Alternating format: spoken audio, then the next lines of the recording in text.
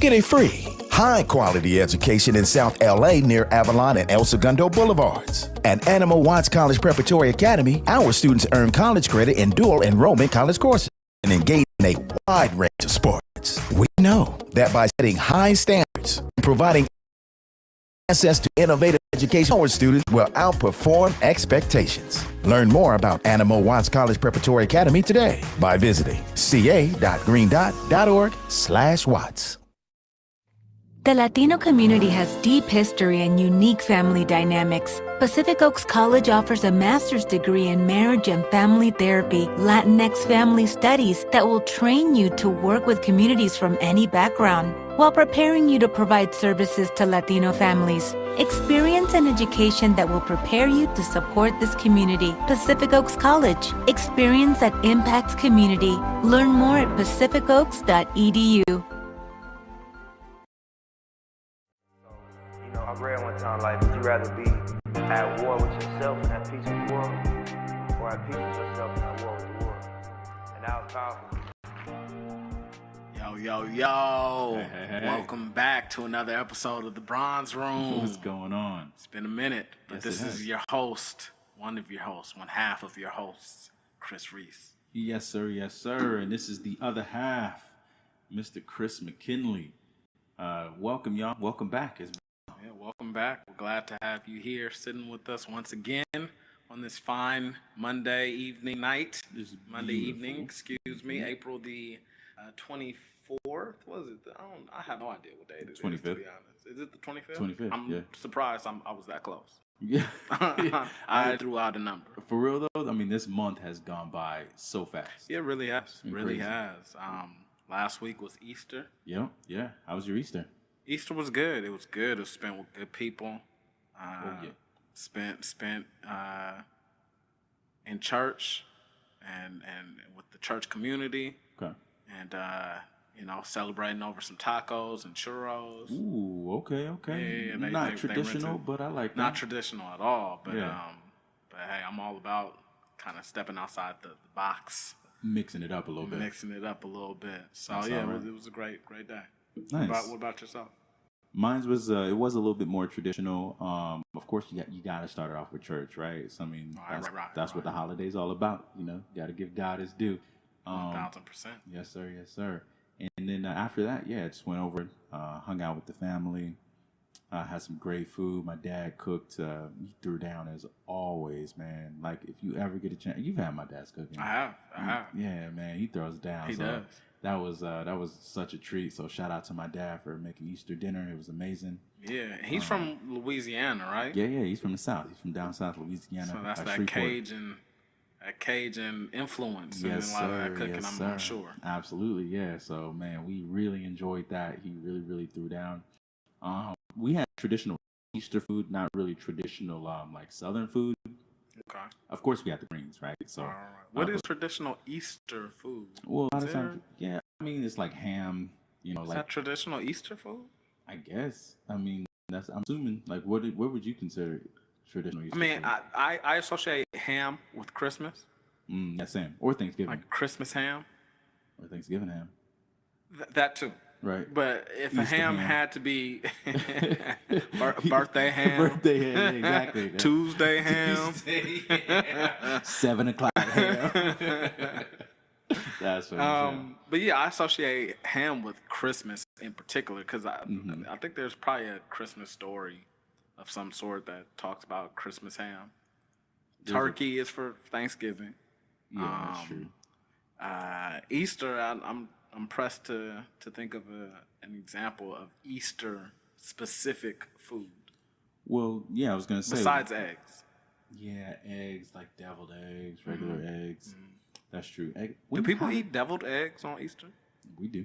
Really? Yeah. That's a hell of a contradiction. Why do you say that? Oh, Deviled eggs I just on got the that. resurrection of Jesus? You know what? I don't. Well, see, We need to do away with that tradition, brother. That's what you say. See. Now that's what they want you to do. Is invite the devil into your house on Easter. Can I get an amen? I've never actually made that connection That's before. very interesting. Yeah. Okay. Such a juxtaposition. You have the deviled eggs on Easter, on the Lord's Day. Just desecrating it. Just desecrate. Well, you could make the argument that you're having deviled eggs in spite of. See, now I like that. In spite of. In spite In of. spite of everything that he's done. All right, man, you make me start preaching that, bro. Yeah, okay. So deviled eggs, You eggs listen in to general, eggs in chocolate general, eggs, chocolate eggs. Easter egg hunt.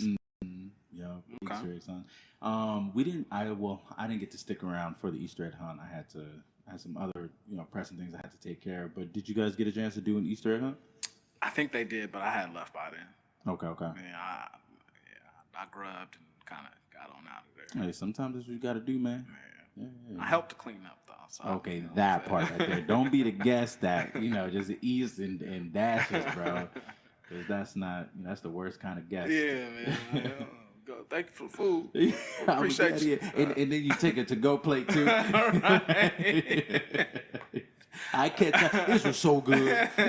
I see y'all next year. Don't come around for 300. One more year. Right. 1 year later. Yeah. 1 year later. That's funny. Yeah, it's hella funny, man. What else has transpired over the past couple of weeks since our last podcast? I got a chance to go to this Sucker Factory Yes, absolutely. event. Yeah, how was that? 1 week after our podcast there at the Sucker Factory. It was good. I got a chance to chat with our boy Nathan again. Got to chat with some other friends. I met a couple of mutual friends there. Okay. So that was cool. So people like you actually knew? That I knew outside of the Sucker Factory. No way. That's really, really awesome. Yeah. I mean, shout out again to Sucker Factory Absolutely. for allowing us to use your space. 100%. That was such a fun event. We're looking forward to working with you guys again in the future. Yeah, Nathan has reiterated while I was there that that space is it's our space now.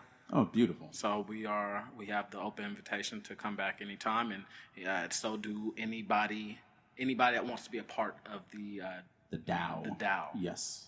It's an open space for anybody that wants to be a part of it. So Such a make beautiful sure to concept. go and check out the Sucker Factory when you get a chance. Absolutely. But I got to do that. Been enjoying these playoffs lately. Okay. That the Lakers are not in. That the Lakers are not in. That's embarrassing. It's pretty embarrassing. We kind of be saw honest. that coming though for Yeah. a while. Yeah. I think once was it Anthony Davis injured his knee the second time, I kind of blame that where things were heading. It's just really I don't know how I feel about it because I'm not a Lakers fan, but I'm not a Lakers hater, Okay. and so I mean, you it's could fool me. yeah, I'll be talking shit. You be talking a lot of shit about But when the the Lakers, fans man. come around, I'll be quiet. Be quiet. Fair enough, man. Yeah, I mean, I kind of saw where it was going. I have to say I'm a little disappointed. Yeah, it's really strange. I mean, because with LeBron, you never count LeBron out. As many times as he's made it to the championship and as many rings as he has, and as many times as he's made it to the playoffs over the decades at this point now. He's kind of stepped in, and this is very controversial, so please do not hold me to this comment at all, but he's kind of stepped into the role of Kobe. In what way? In the way that what we would expect of Kobe. Like people still very much hold LeBron James to the Kobe standard. Yeah, gotcha. You know? Yeah. They expect him to come and take us to those victories and and make sure in those final in the final quarter that we're making those shots and not even that, but it's funny. I actually was reading an article today about a LeBron. He was vacationing down in the Maldives. Okay. Yeah, Nice. kind of enjoying himself, which I think is very well deserved. But he got a lot of flack for it on Twitter. Man, people are just too much. There's a Really lot of are, LeBron man. haters out there. Yeah, leave him alone. And like I said, I'm not a fan of the Lakers, and I'm definitely not on LeBron's jock like that. But he gets a lot of undue flack, in my opinion. Well, And when you're people the just- greatest, right? When you're a king. Yeah, I guess. Yeah, Yeah. right. It's fun, and I'm sorry. This is getting me on my soapbox. You step But on it's up, it's brother. 10 minutes into the podcast. It's an early 10 one now. minutes in, damn we it. doing well. We are doing well. It's so ironic to me that we hold this athlete to a higher standard and under more scrutiny than we do most of our politicians. Ooh, damn. It is absolutely Wow. incredible. Like I said, and this dude, he gets a lot of flack. People have very strong opinions about LeBron. Very strong opinions. And most people wouldn't be able to tell you a fucking lick about their local politician or their national politician, albeit. And so, I don't know. It just sickens me. No, I I think get it. LeBron deserves a little bit of slack, a lot of bit of slack. I mean, I'm not a LeBron fan, but I do appreciate living in this era to get to witness such greatness. Yeah, I mean, the man is literally the greatest NBA player of all time. I don't know about that. Okay. All right. Well, that's a conversation we can have. That's definitely, but definitely maybe the current clash one. of the Chris's. Yeah, definitely one of the one. Okay, One of them. one of them. Definitely one. right. So definitely one of, if not the greatest in the NBA currently. Yeah. Okay. You know, That's a better argument. For sure.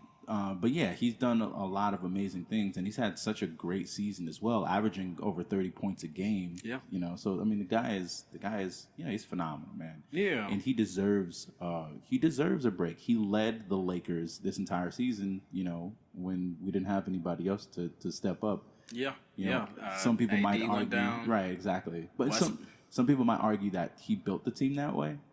Oh, Right, interesting. because some people might argue that he had such a say in the team, Yeah. the way that the team was formulated. Yeah. So, I mean, are they saying that he built a broken team to begin with? Like he knew the team wouldn't go anywhere? not that he knew the team wouldn't go anywhere, but that the fact that the team didn't work out the way that everybody was hoping that it would is because he had such a say in it. Okay, yeah. Which is a fair criticism. Yeah, exactly. That's a fair criticism. Yeah. For sure. But you know, that being said, he still deserves a vacation. Yeah, 100%. You know what I'm saying? Like 100%. everybody else gets a 1000%. vacation. Why is he not able to get a vacation? You are right. You Yeah. are right, my brother. So- you are right. But one of the comments that I read said Kobe would have been practicing right now. And I'm like, what? That's an unfair standard. very Kobe unfair. was a bit of a workaholic, He was a workaholic. for which that. played out to his advantage because the rings don't lie. Yeah, How many that's true. rings did Kobe win? 4 or 5? I I want to say he got 5. don't know. In which case, yeah, LeBron, you need to get in the court in the gym. Get your practice in. What you doing vacationing, brother? Yeah, he definitely got 5 rings. He got 5. Yeah, Kobe got 5. But I mean, he does have the most points in. Well, no, he does not yet have the most points. He's in, close. in history. I think, I don't know, but they say that if he plays a full season next year, he'll outdo Kareem Abdul-Jabbar for the point leader on the point scoreboard. I would love to see him do that. Yeah, I mean, I wouldn't mind seeing him do it. Yeah. You know, it'll be a testament to his greatness. His greatness. Yeah. For sure. In other sports news, Frank Gore, the 49ers running back for, I think, 9 years, from 2005 to about 2013 or so, he retired. He retired with having played the most games of any running back in history. I Congratulations. believe it was 241. Whoa. Which is even more remarkable when you take into account that he had 2 major knee injuries, right before coming into the NFL draft. And, you know, a lot of people were going to be passing him up. We didn't. And Okay, they kind of wrote him off. And we were lucky to do it because he went on to become the 3rd leading rusher in NFL history. I think he also has like the 3rd most all-purpose yards as well, behind Walter Payton and Emmitt Smith. What is like the average number of games that an NFL player plays in that Player career? or running back? Let's go both. Let's start with player. Player. Well, they say the average amount of time that a player plays in the NFL is 3 years. And if we're looking at So, but if you're talking about, how many games in a year? there's about, well, now there's 18, there's 17 now. 17 So games in a 17 year times 3 is 34, 51. Jeez. 51. Yeah, so man, this guy had, what was that, He quadruple had, that? is it quadruple or quintuple? Quintuple. How many games did he play? 241. 200. Yeah, so 5 times. Yeah, that's Played crazy. a lot of games. At running back, which is a physically intense position. It really is. As if all the other ones aren't. Nah, those are just But bitch-ass positions. but yeah, taking the ball from the quarterback's hands, you are getting hit by 300+ pound men. Every down. Every down. Every down. Almost every down. Yeah. So it's That's a a lot. body intensive position. As one of the smaller people on the field at that. Okay. Running backs, if you can average a running back, I would say probably 5'9", 200 pounds, about Okay. maybe 210. Right. Yeah, it's a lot.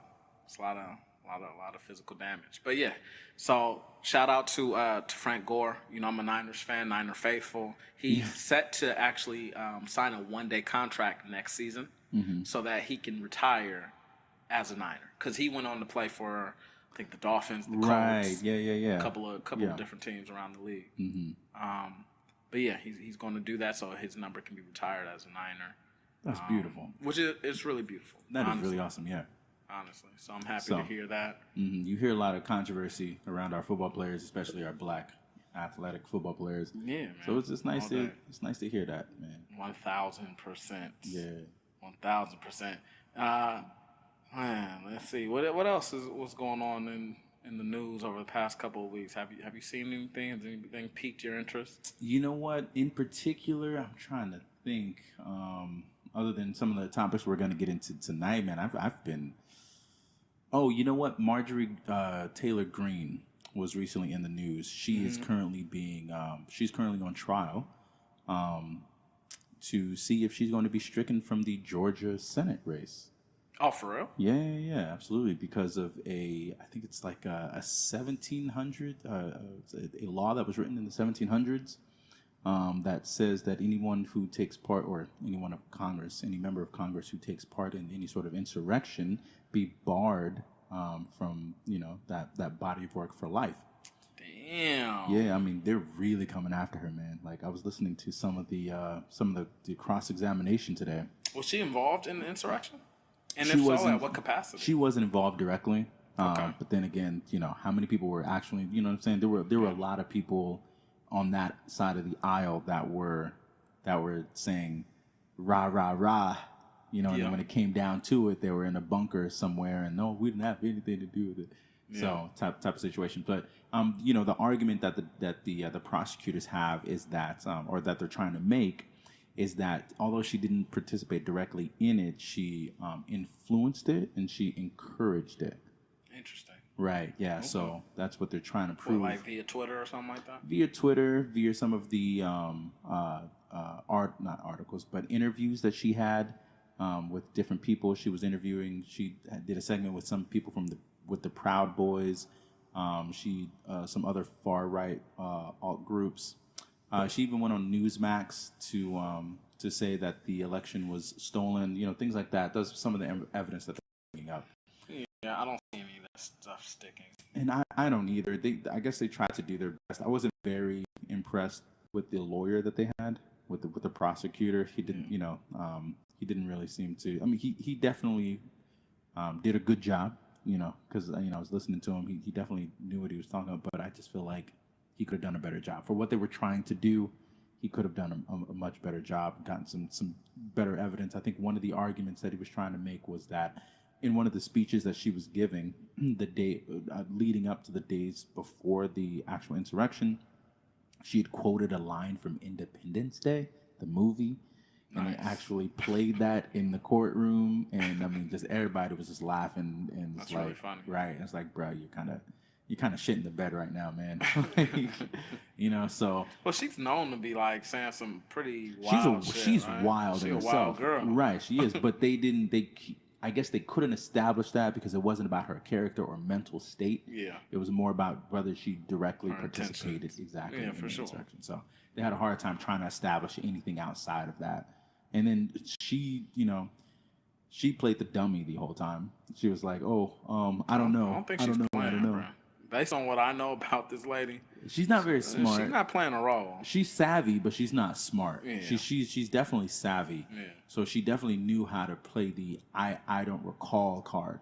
Yeah. Because out of all the questions that he asked her, I think over 50% of her answers were, "Oh, I don't really remember. I don't Smart recall." move. You know. It's a smart move. Yeah, exactly. So, but yeah, that happened. Interesting. That was definitely interesting. I mean, I'm sorry. Go ahead. Oh yeah, no, I'm interested in seeing how it's going to play out. The judge didn't seem too impartial. I'm gonna go ahead and say that he definitely seemed like he took a liking to her, but then he and that might have just been his personality as well. So It's funny. yeah, Is she a looker? yes, it's interesting actually. She's not bad looking. She's not at all. So was she like giving him the eye or something like that? Is that what maybe She- swayed his impartiality? No, well, I don't know. She's definitely smiling the entire time. Okay. And, I don't know if she was giving it to him. Okay. But she was definitely smiling. She was putting on her charm. All right. Yeah, Okay. definitely putting on her charm. She's definitely playing a role. You could tell. Well, hopefully that judge can Stay impartial. stay impartial, Yeah. like he's supposed to be doing. Right. But I guess we'll see. We'll see how that plays out. Yeah. Other than that, though, I think that was really all that I had for these past 2 weeks getting caught up. Unless you had something to add. I had one thing that really caught my eye yesterday. What Or I'm happened? sorry, last week. What happened? Mike Tyson. Oh, how could I have Your, not? your boy Mike Tyson Yeah. is back in the news. Man, but this wasn't his fault though. No, man. it wasn't at all. It wasn't at all. The cat that was on a plane with him, he was antagonizing him, and 100%. He was drunk. and well deserving of Yeah. what he got. I was hoping that he would have whooped in his ass a little bit more. Excuse my language. but, Honestly, it wasn't as bad as I was hoping. Yeah, but maybe exactly. that's It's a good indicative of Mike Tyson's growth. Yeah, as a human being. Because we know he could have fucked that man up. He Man, really he could have ended his life. Right. He could. I'm gonna take you and I'm gonna make you my wife, and you're gonna be my bitch for the rest of your life. You know what I'm saying? Like Was he that could've- Mike that Tyson was line? like- I'm gonna eat your children. Oh, could have. Yeah, I think so. Like, yeah, we know the depth that to he's which willing to go. Mike Tyson can go. Right. And the fact that he only, he roughed the boy up a little bit. That was it. Yeah, he It was did. more of a warning shot. than Definitely, absolutely. He definitely deserved it, though, man. I He mean, did. He was definitely intoxicated. Seemed like He it. was being a dick, and then it turns out he had quite a bit of a rap sheet too. Oh, really? Yeah, so he had some charges against him, and I think one of the charges was even what was it? What was it called when domestic violence? He even had like a domestic violence charge against Okay, him. So all right. I mean, the guy has a rap sheet, Yeah. So he definitely, and I think now he's trying to sue Mike Tyson. I mean, that makes sense. But But don't think hopefully it's gonna hold. Yeah, hopefully he doesn't win because I think that video in itself should be pretty incriminating in that it shows him. I don't know if this is against the law though. That's the thing. Him Yeah. pestering, Mm-hmm. the victim or the. Well, it depends on where they're at. Depends on what state they're in, right? So the law varies state by state on what constitutes like self-defense or assaults or battery. And I think there's an account of that guy. It didn't get caught on camera, but him throwing Like a bottle, a right? bottle right. at Mike Tyson. And In which case, that he would be is- very liberating Again, it depends and on what state you're in. vindicating. Yeah. Yeah, it depends on what state you're in. Because some states have a clear, have like very clear cut, and in other states, it has to be clear and present danger, right? So like assault versus battery, but Yeah. so I don't remember what state they were in or where they were even flying. Well, I hope my man Mike Tyson gets off. I do too. I really like Mike. I do too, Say man. what you will about his history, but I think he's really come along over the past decade. Yeah. And the interviews that I've seen of him show like a very mature, very wise beyond his years. Mm-hmm. Man.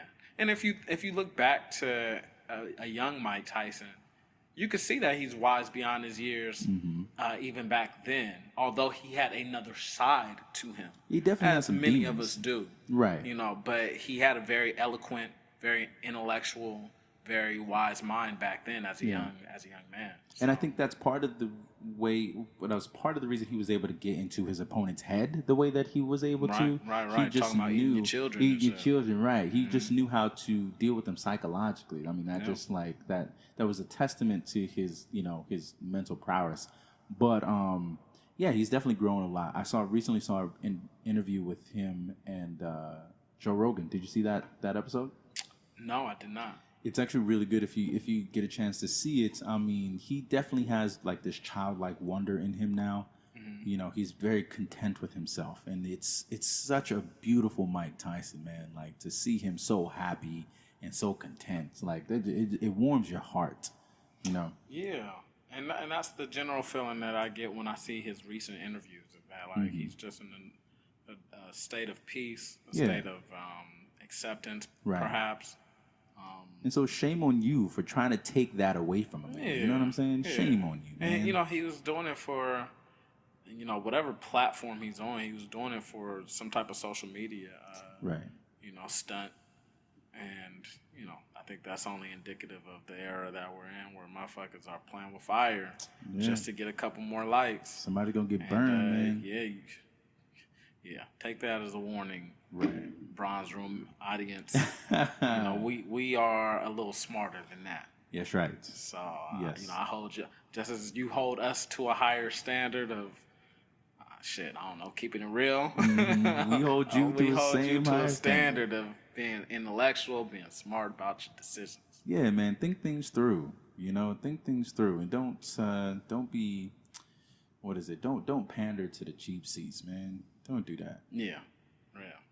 Elevated spirit.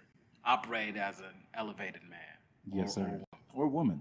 Yeah, or whatever you want to call yourself. Whatever you Non-binary. call non-binary, whatever. Yeah, absolutely. We love everybody to be elevated, man. That's right. Just be elevated. That's right. Yeah. So that takes us into our segment for the day. On this day today, On this day today, Chris, do you have anything that struck your eye as you were looking at the calendar? you are darn right that I do, good sir. Today is such a beautiful day in history. Before we get into that, I do have to give one shout out. I'm so sorry. I cannot believe that I did not bring this up, and I'm completely remiss because I didn't. But my sister got married this past weekend. She did. She did, yeah. She did. All right. Yeah, Congratulations she got married. to her. Absolutely, yes. So That's awesome to hear. my baby girl, absolutely. Congratulations. Awesome. We love you so much. I hope you the best, and I hope you are happy.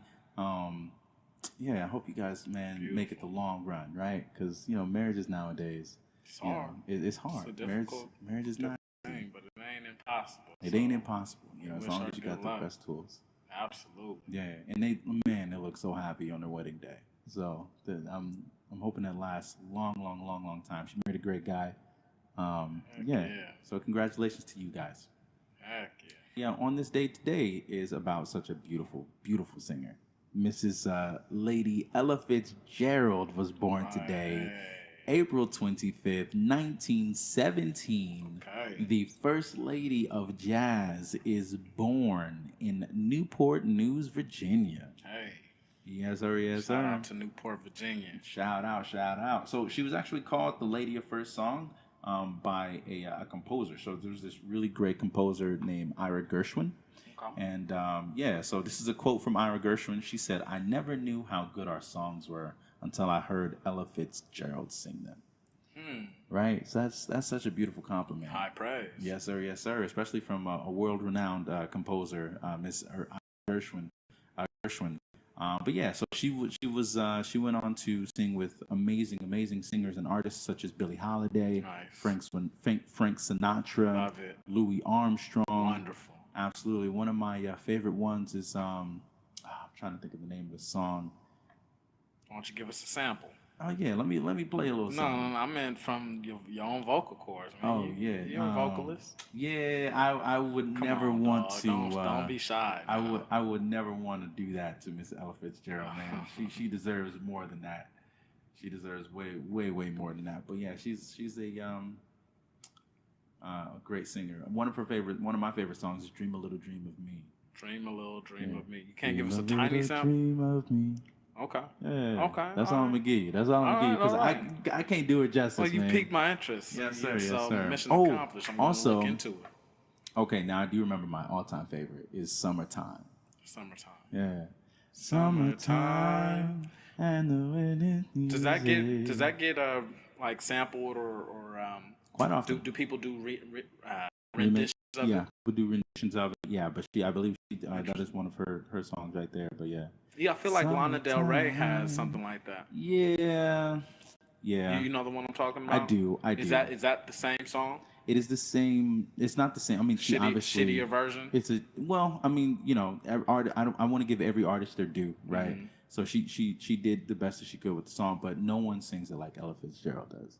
If you ever get a chance to hear the original version, "Summertime," you know, she obviously makes it into a pop version. You know, Lana Del Rey now. But yeah, Ella Fitzgerald is like her version to me is the best. You just can't top it. Okay, I'll be looking into that. Please do, yeah. Heck yeah. Another Happy one birthday is to her. "These Foolish Things." These foolish things. That's another good Not one. familiar. Oh, bro, we got it. Yeah. I So gotta go down that rabbit hole. please do, for all of our listeners out there, Ella Fitzgerald, please do her a service, a well-deserved service, and check out some of her music, man. She's such a wonderful artist. Heck yeah. Heck yeah. Born today. On this day today, we'll come with you know what? Let me start it off with a birthday. There's a couple things that happened on this day today. Yeah. The great. Some people might be pressed or tempted to say the late great, but he is still very much alive. Okay. Very much alive.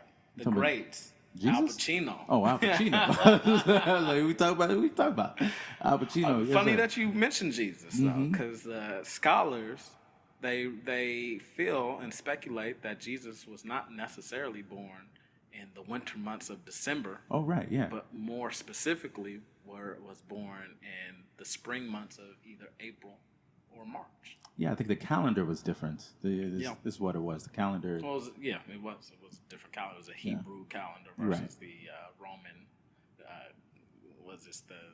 Do you know our calendar that we The use is? Gregorian? Gregorian. Yes. There. I was gonna say Greek, but Gregorian. Gregorian. Yeah, the Gregorian. Gregorian calendar that we use right now. Yeah. But no, it is Al Pacino's birthday. Yeah, not quite Jesus, but Man, I mean, Scarface comes pretty close. yes, sir. I mean, what gets you higher than a mound of coke You know what I'm saying? on your desk? And a machine gun, or a Tommy gun, rather. Tommy gun. Right. Yeah, I'll take your bullets. I'll take your bullets. he turns 82 today. Wow. Yeah. And he's still acting too. He is still acting. Yeah, he's I still- believe he yep. was. What was he just in? Nah, he had an acceptance thing at the Oscars. When you're moving, Pods knows flexibility matters because plans change, closing dates get pushed, renovations take time, and packing is a lot. Instead of a traditional moving truck, Pods delivers portable storage containers right to your driveway. Between moves, you can store with Pods, and if plans change, your dates can too. Get a quote today at pods.com or by calling 1-877-973-PODS. Pods Moving and Storage. Trusted, though we're 5 million. Get a free, high-quality education in South LA near Avalon and El Segundo Boulevards. At Animal Watts College Preparatory Academy, our students earn credit in dual enrollment college courses and engage in a wide. We know that by setting high standards and providing access to innovative educational opportunities, our students will outperform expectations. Learn more about Animal Watts College Preparatory Academy today by visiting ca.greendot.org/watts. And accepting. I think he went on stage to present an award to Francis Coppola or something like that. Oh, right. Yes. Something. Yeah. But yeah, he's still doing he's doing very well actually. He's doing very well. Yeah, absolutely. He's dating a young 28-year-old. Don't get much better than that. not at 82. I don't know. It's not a golden birthday, but if Okay. for you to date somebody that is the inverse of your age, that should be something. Like, yeah, we're gonna give him something. We're gonna make something for it. A silver birthday. Silver birthday, something. Silver birthday, Yes, because you sir, got yes, the gray sir. hair. Yeah, that's it. Yeah, that's a good That's one. it. Yes, sir. Yes, sir. So when I'm 72, I hope to be dating a 27. Absolutely. And then Now he's getting a little flack for this, for but dating somebody so young. but I'm gonna go ahead and say, mean, hey, look. that's fair game. Right. If Hugh Hefner can do it, you know what I'm saying? You know, yeah, let him do it. Leave him alone. Exactly. He Yeah. had many. Right, exactly. Not just He one. did not just one. He had At several. least Al Pacino is faithful. You know what I'm saying? Yeah. And then he called them, what do you call them? Bunnies? Right. Right. You Give see him what I'm saying? Yeah. Leave Al Pacino alone. Yeah, Al Pacino, do your thing, brother. Do your Do your thing. thing, man. Do your thing. He actually came out with a show, or not come out with a show, but he was in a show recently called Hunters. Oh, that's right. Yeah, Yeah. that's right. What is that, like two years ago? It was about a little more than that. I think, no, let's see, when was that? Came out 2020. Came yeah. out 2020. Yeah, okay, yeah, so 2 years ago, yeah. And I liked it. Yeah, I liked it too. I liked it a lot. That was a cool, I mean, I liked it a lot. wonderful. The ending. I think perfect. it kind of wavered a little bit towards the middle of the season, maybe even towards the end. But It picked it up at the end. I think it did. it picked up at the end. So yeah, Definitely. maybe in the middle is when it kind of. Yeah, it kind of fell off a Just a little little bit, and bit, they just a kind little of bit. brought it back. I was hoping that they would do a season 2. Yeah, I think You it was know. deserving of one. Yeah, but Especially the content. I like the subject of the content. I do too, definitely. Because if you remember correctly, or if you remember at all, the bad guy, I can't remember exactly how it falls into the storyline, but his major plot was to sicken the with the what? world With what? corn syrup. With corn which syrup. we all High know fructose high corn syrup. fructose, which we all know today is really bad for you. It's a terrible substance, and it's in so and it's in many of the everything. things that we And eat. it's everything. Well, not so me. so but- maybe the Nazis won after all. Right, yeah. Was that a real thing, though, or that was just for the movie? Or just I'm for the TV pretty show? sure that if I'm, without actually having definite information, I'm pretty sure that it has been challenged and it's probably just been shot down in court. Okay, interesting. Yeah. But I as mean- far as a conspiracy to like ruin people, Yeah, I'm sure. You know me. I'm right. Yeah. I believe so. You live in the rabbit hole. I 100%. Yes, sir. Yeah, I mean, I could definitely see how it would be an ingenious plot to not only fatten, but ruin the lives of many, many people. I mean, how much did high fructose corn syrup contribute to the obesity that made COVID-19 such a threat to people? Exactly. Right? And you know what I'm saying? So that's crazy. And then, that's a whole nother thing. But yeah, it's really, really terrible for you. It's not only terrible for your body, but it's terrible for your mind. Your mind does not know how to process that kind of sugar. That's crazy. So anyway, that was part of the plot. I thought that was a very ingenious part of the plot. I thought that was really brilliant how they tied all of that together. It makes it real. It makes it really real. And then Al Pacino's played such a great character, man. Yeah, it was a lovable character. Lovable Although character. at the end, by the end, I think his character arc or his own personal story arc had a bit of a twist. Yeah, had a little bit of a twist, but he was still very, didn't he end very up much being kind of the lovable. bad guy or something like that. Well, we won't get into that for those who haven't seen it yet, Come but on, man, it's been 2 years. all right, yeah, he was the bad guy. Okay. Well, he wasn't He was the like a- bad guy. yeah. Right. He Had a bad element or something like that. Well, right? he ended up being the wolf, right? So they were searching this whole time for that's the wolf. He ended up right. being the wolf, but he wasn't the bad guy, right? So Right, he had a but- change of heart, but he was the wolf, the person who killed his dad. You know. Right. So, Right. yeah. And in an internment camp, huh? Wasn't it an internment camp? I think so. It might have Because been. they kept having flashbacks to him being in an internment camp, and I think he took his grandpa's wife or something like that. Right. That's what it was. Wasn't Yes. Yeah, that's what it Some was. scandalous shit, man. Yeah. Damn. He was a cold-blooded When cold-blooded you would person. think that all you would be concerned about is fucking eating Mm-hmm. and surviving, this man's out trying to get pussy. Well, shit, man. Not too far off from the Al Pacino we know right now. Silver birthday. I mean, Well you got that silver played. birthday on lock. Well played. Yes, sir. I was gonna say, Laszlo's hierarchy of need, man. You know, I think it's food, shelter, Shelter. pussy, right? That's I think what so. it is. Yeah, Before food, clothing, right? Yeah. There you go. 'Cause you got to, I see where you did that. But yeah, that's You can find warmth. there are ways. But yeah, he's a great actor. So shout out to Al Pacino. Happy birthday to you, good sir. Happy birthday to you. One last on this day today. In 1792, the first guillotine was erected at What? Place de 1792? Grève in Paris. Yeah. The first guillotine. Really? That's Yeah. interesting. When did the beheading start? I would assume immediately after.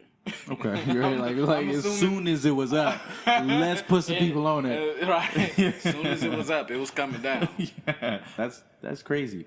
Yeah. But didn't they use the guillotine? They used it in France, right? For like the revolution. I mean, right? Because they were. Was there a French Revolution? There was around the that French. time? There was the French Revolution, or the French. it. Didn't the French Renaissance lead to the French Revolution, or did the French Revolution lead to the French Renaissance? I am not well versed on the French Renaissance. Oh, okay. Yeah. The French Revolution, the one I'm thinking about, the one that ended up, I guess, giving birth to democracy. I was under the assumption that it came well before 1792. Yeah, and weren't they chopping people's heads off? If they were, I'm just unaware. They just didn't have like the guillotine. They were just like, Yeah, they were probably putting people's heads on pikes, but they were like, there's got to Here's be my axe. got to be a better way. right? Yeah, like somebody was like, this is a lot of work. My arm's getting tired. Right, exactly. All these beheadings. Yeah. That's so funny. That actually reminds me of a poem that we used to say when I was in theater in high school. And it was like, it's a poem, but it's a tongue twister. And we used it to get, it's really short, but we used it to warm up. And it was, let me see if I remember it. I sit in solemn silence on a dull, dark dock in a pestilential prison with a lifelong lock, awaiting the sensation of a short, sharp shock from a cheap and chippy chopper on a big black block. That's a good one. Yeah. That's a limerick, isn't it? I think so. Yeah. And Nice. it's it's cool. about the guillotine.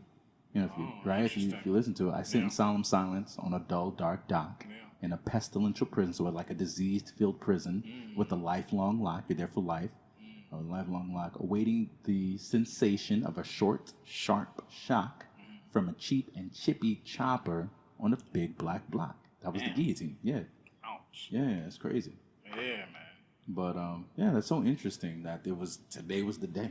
Today was the day. Yeah, that's crazy. Speaking of executions, which way would you prefer to be executed if you had to choose? By the what are my choices? If you were lucky enough to get to choose. Fair enough. Well, what are my choices? Drowned to death, waterboarded to death, Damn, you just went. You just went there. Okay. burning alive. Nope. Not choosing that one. Nobody ever chooses that one. Because not only do you burn to death, like your skin is literally being melted off your bones, but you suffocate as well. Yeah, I think you suffocate well before you feel the sensation of the burn. Well, probably not too far after. But I mean, shit, I don't care which one comes first. I don't want to, you know what I'm saying? They're both take a really long time and they're both very painful. Yeah, I mean, but No, there's no but. There's no argument for your that. family wouldn't have to chip in for cremation. So we got you. We got you. All in one go. Right. Yeah, nah. So If you think about it from an economic perspective, it's very costly. probably the best way to go. Look, so y'all might know how Chris wants to go, but this Chris, look, you put me in the casket. Let the worms have me. And then I guess if that or the guillotine. Well, I mean, let me finish off. There's more. You can get the electrical chair. Nope. You get eaten alive by Hell no. your pick of animal. Your pick. Well, thank you for being considerate. I get a lot of leeway here. I really appreciate the diversity and choice. One of my reoccurring nightmares is you could be like dropped from a very high story or altitude to death. That sounds terrible. Yeah, but I imagine it probably goes pretty quickly. You know what I mean? In terms of the impact, pain, all that stuff. It's probably the best option. It would not be, No? actually. No, because in those moments, those actually take the longest, right? Have you ever fallen from a chair? That doesn't happen quickly. That takes it feels like it's happening forever. Yeah, but I'm talking about, so as far as the freak out value, 100% the Right? worst. The adrenaline is so high, everything You're probably slows shitting down. yourself, Right? pissing yourself. Right. You're probably throwing up. You're probably gonna have a heart attack. You know what I'm saying? It's You're a gonna very asphyxiate. It's a very uncomfortable way to go, man. But And as then- far as the pain, oh my God, painless. there is some value in it. But not only that, but your mind is going. You know what I'm saying? Like your mind is going a million miles per hour too. So mentally taxing. mentally taxing. The stress out features, man. But I guess you don't have to worry about the stress. You know it ain't gonna last that much longer. Yeah, definitely not falling. I don't want to fall to my death. Okay, so which one of these options? I'm going with the guillotine, Chris. Okay, the guillotine. Yeah, because it's just like that. It's over. It's done. Yeah, I guess You know what I'm so. saying? That's true. And then if you Ooh, can what about drawn and quartered? like shot to death. No, drawn and quartered is. About the horses. Yeah, Hell no. dismembered to death. Where do you get these from, Chris? Like, goddamn. Like, what is that? Some Attila the Hun shit? Like, no, that was drawn and quartered. They did that in several societies, right? So I know they did that in the West. I know Attila the Hun. Was it Attila the Hun that wrapped people in the carpets and ran them over with horses? Damn. Yeah. Yeah. I think that might have been Attila the Hun or Genghis Khan, actually. It was Genghis Khan. That's how he did it. The more I hear about Genghis Khan, the more I'm like, man, this dude was real.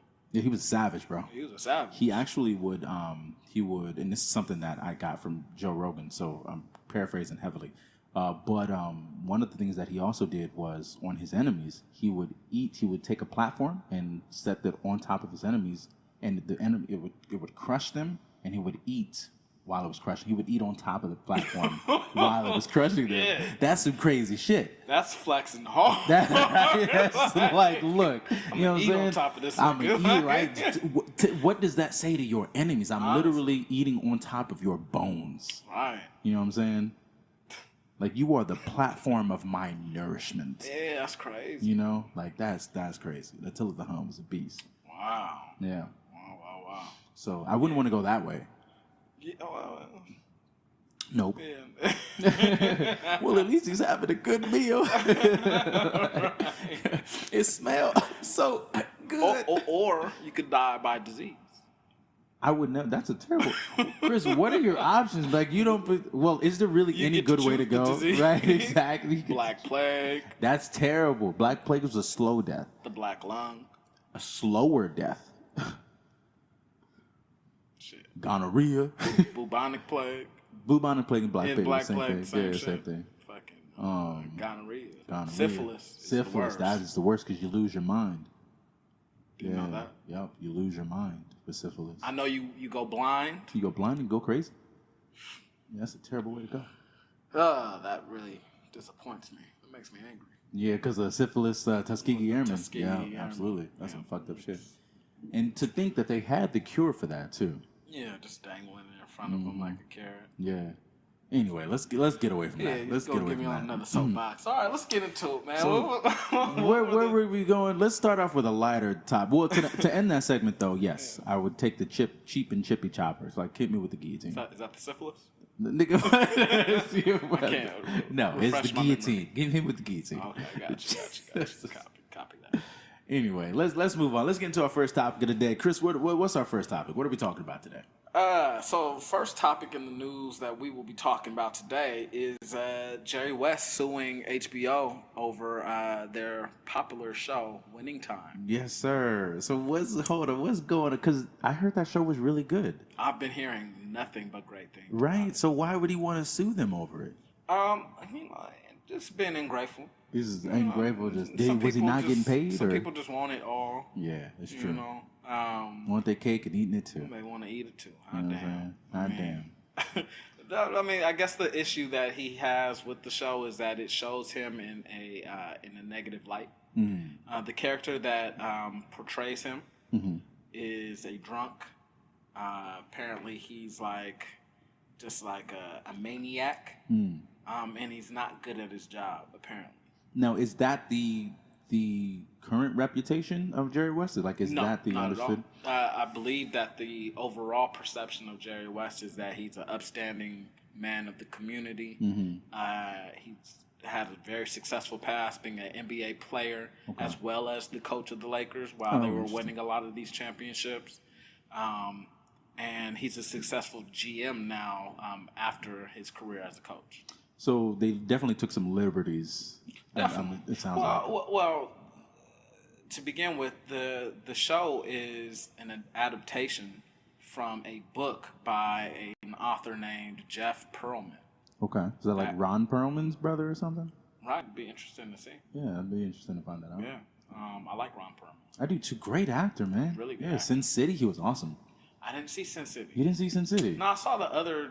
Well, maybe it was Sin City. Well, there was I Sin thought City and Sin Sin City City was 2. really shitty. You thought it was Sin City? Well, I thought it was I saw it fun. as a stupid teenager. It was definitely a stupid teenage movie. I thought it was fun what they were doing with the It was really monochromatic. slow paced. No, the colorization of the film was great. Yeah, I thought that was but awesome. I thought the story was just kind of slow. Yeah. As a teenager, I went in there thinking like, oh, this is gonna be a dope ass action film, and it was really just slow That's paced. not how I went in there looking at it. I know it had Jessica Alba. Exactly. I remember that. It I had remember Jessica that Alba much. and monochromatic Jessica Alba titties. Ooh. And right, so to I me gotta that rewatch was it. you definitely do, man. It has some great, and to me that's why I think that's what I remember about it. 5 stars. That's 7.5 stars, man. Like why are you undercutting it? Like, it's Jessica Alba, bro.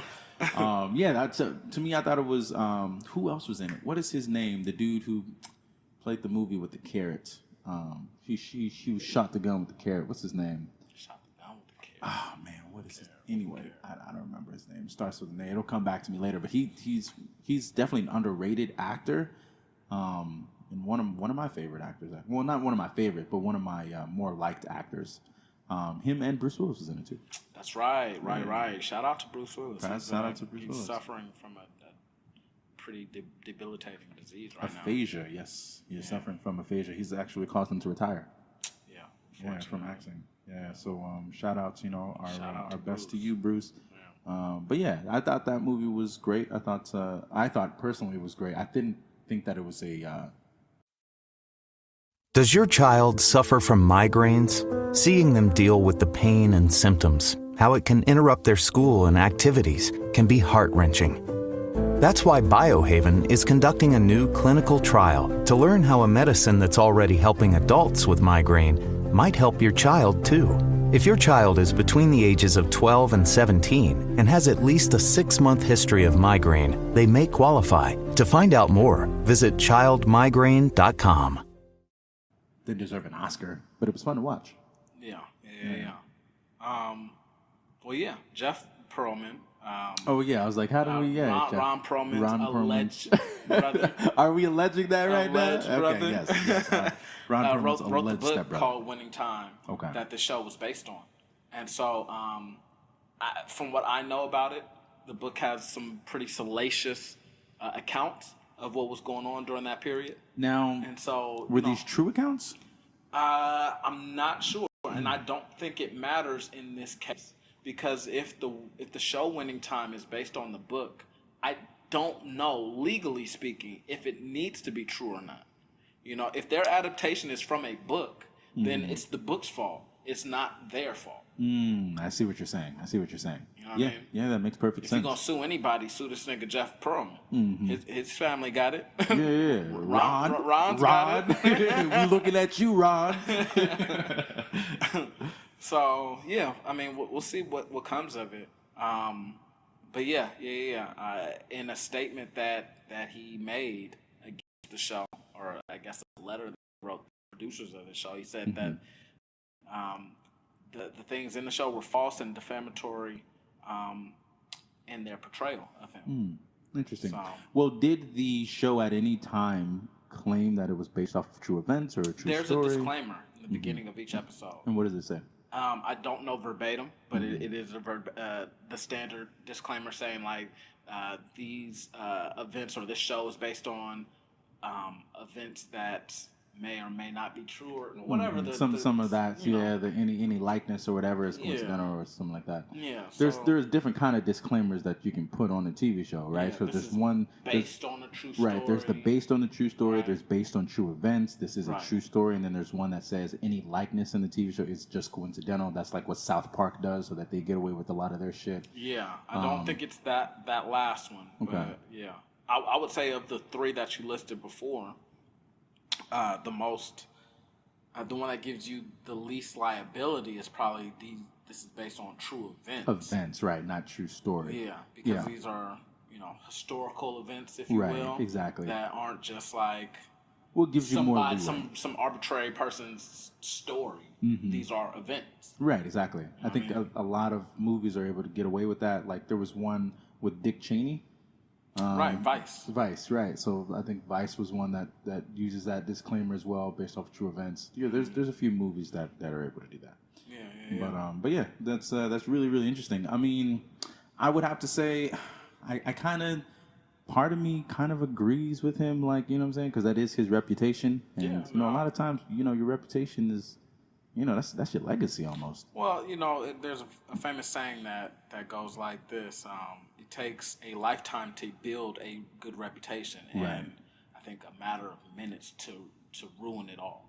Yes. You know what I mean? Yes. So, like, you can say the wrong thing. You can do the wrong thing. If somebody catches you on the wrong day, like, Right. your reputation's down the drain, so to speak. And that's more true now than it ever was. Yeah, exactly. I definitely agree with you on that. Like nowadays, it's very much harder to scrub your reputation clean because people tend to really stick to the malicious stuff, right? Yeah. It sells more papers. It does, yeah. It It sells more attracts more papers. eyeballs. Yeah, exactly. You can give $100 billion to the needy, but Right. let you say one wrong thing, one inaccurate thing. People will have your head. They will have your Social head. justice warriors, man. Right. Not only that, but even people who don't necessarily have that in particular in mind, right? It's people nowadays are too lazy to do their own research. Right. So people see that and like, oh, that's Jerry West. Yeah. Oh my God, I've never supported him again. Right. You know what I'm saying? So and then at that point, that's it. So yeah, that's very. So I'm definitely on his side for that. I do also see that there is the argument for the entertainment value of it. If it makes for a better, better show, but there's certain responsibilities that people have as well. Yeah. I mean, I like to see both sides of an issue, and what I will say in favor of HBO and the airing of the show is that there's no way to say if these events are true and if they're not. Yeah, that's true. Well, that's true. You're right. Like, without a shadow of a doubt. There's people going. Exactly. There's going to be witnesses on both sides. Yep. And as soon as it enters the public space, you know what I mean. That's it. Yeah. Then it's everybody's game. It's up to the individual to determine whether they believe it or not. Exactly, which is kind of the fucked up part.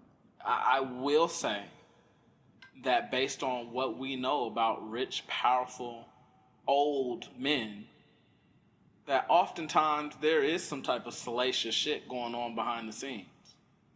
So, I will say that airing this shit out will put some of them in check in terms of doing wrong to others, at least. I disagree with your premise. Okay, and that's fair. Because On the Bronze Room, you are okay. This is a safe space to disagree. You're right, and I'll tell we you why. encourage it. I tell you why, because you equated. You said you equated all, right? So you said most, if not all, right? And Did I say that verbatim? you didn't say all, but you did say most. You said most rich, powerful. You didn't say white men, but I'm sure you were. I was pressed to. You were alluding I had to to it, right? bite my tongue on it. Right, and so it's not fair to attribute that trait to all or most rich, powerful white men. However, I think it is fair to say most. If I said all, that would be very unfair. If I said white, that would be unfair. But I chose my words very carefully because and we very don't know explicitly. We don't know the statistics on that. I would say as long as it's over 51%, that classifies as most. And True, I think with but the we abundance don't. of information that we have on people who are of high earnings, Mm-hmm. I'm talking about ultra high earnings, not just the, somebody making $200,000. But we don't a know year or all of the whatever. high earners in the world, all the white high earners. But we definitely have a lot of stories that have Sure. come out over the years of very rich, powerful people. Yeah, but doing that's not- some not so great things. That's not fair because those stories come out through the media, which we know is biased. I'm glad that you said that. Right? Chris. Yeah, I'm yeah. glad to hear that coming out of your mouth. Absolutely, yeah. I know. Very I glad. definitely. I mean, even though I don't I can purport lose it this very argument often. and I wouldn't care. I'm so glad to hear the admission. Yeah. Of Well, that, no, of I, that I, fact. I. That's never something that I've disagreed with. You did, but no, it's okay. I'm that just the glad media that is we're biased. at our current acknowledgement. No, I've always purported that the media was biased. I mean, because everyone is biased. There's no news source, but the media in particular, that's how they make their sales, right? I mean, that's by stories, right? And so and that's how a lot of times, that's how black people, get a lot of their stereotypes. That's how a lot of marginalized groups that get their stereotypes. That's how, I mean, really, it's really how a lot of negative stories start. So you can't use that as your source, right? To say that, even most rich, you can't get your information from that, right? You're singing a sweet melody right now. Well, I'm glad you're enjoying it. Of truth. I'm hitting my Ella Fitzgerald on this bitch. But yeah. So the reason I disagree is because, like I said, we don't have the statistics on all the rich, powerful men or white men out there. So we can't really say that they're all like that. And to ruin one man's reputation, or even if we believe that it's for the greater good to put other people in check, I don't agree with it. Yeah, I mean, as I said, I try to look at both sides of this issue, so that's a great counterpoint. Yeah. And to be fair, I am playing devil's advocate right now. I am I kind of in agreement with like, hey, leave this man alone. Let him be. Let the man be. Yeah, But- which I kind of saw. I knew what you were doing. Well, I'm glad that you know me to that point. Yeah, absolutely. That's good.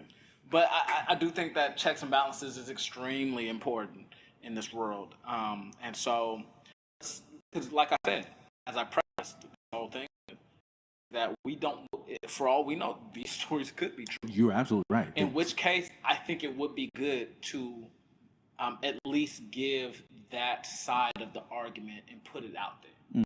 You know what I mean? Like, think what you will of this man, but hey, there are some asterisks that may be put on his name. Right.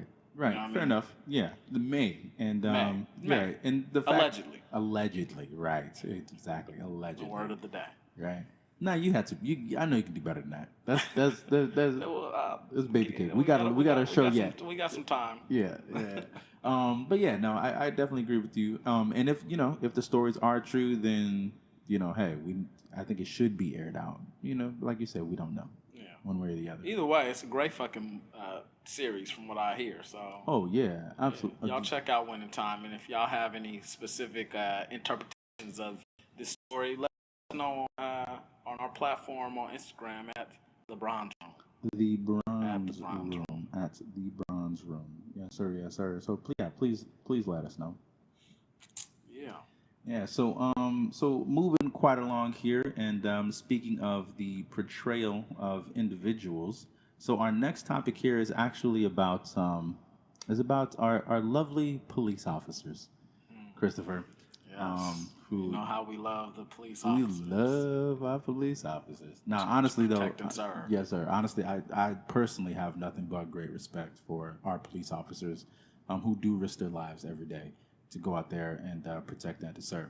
It's those scroungy, no good, some guns that I really, really, really wish the utmost karma upon. Yeah.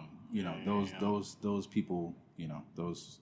Well, where they to can be go. fair, we know that most of them are not bad.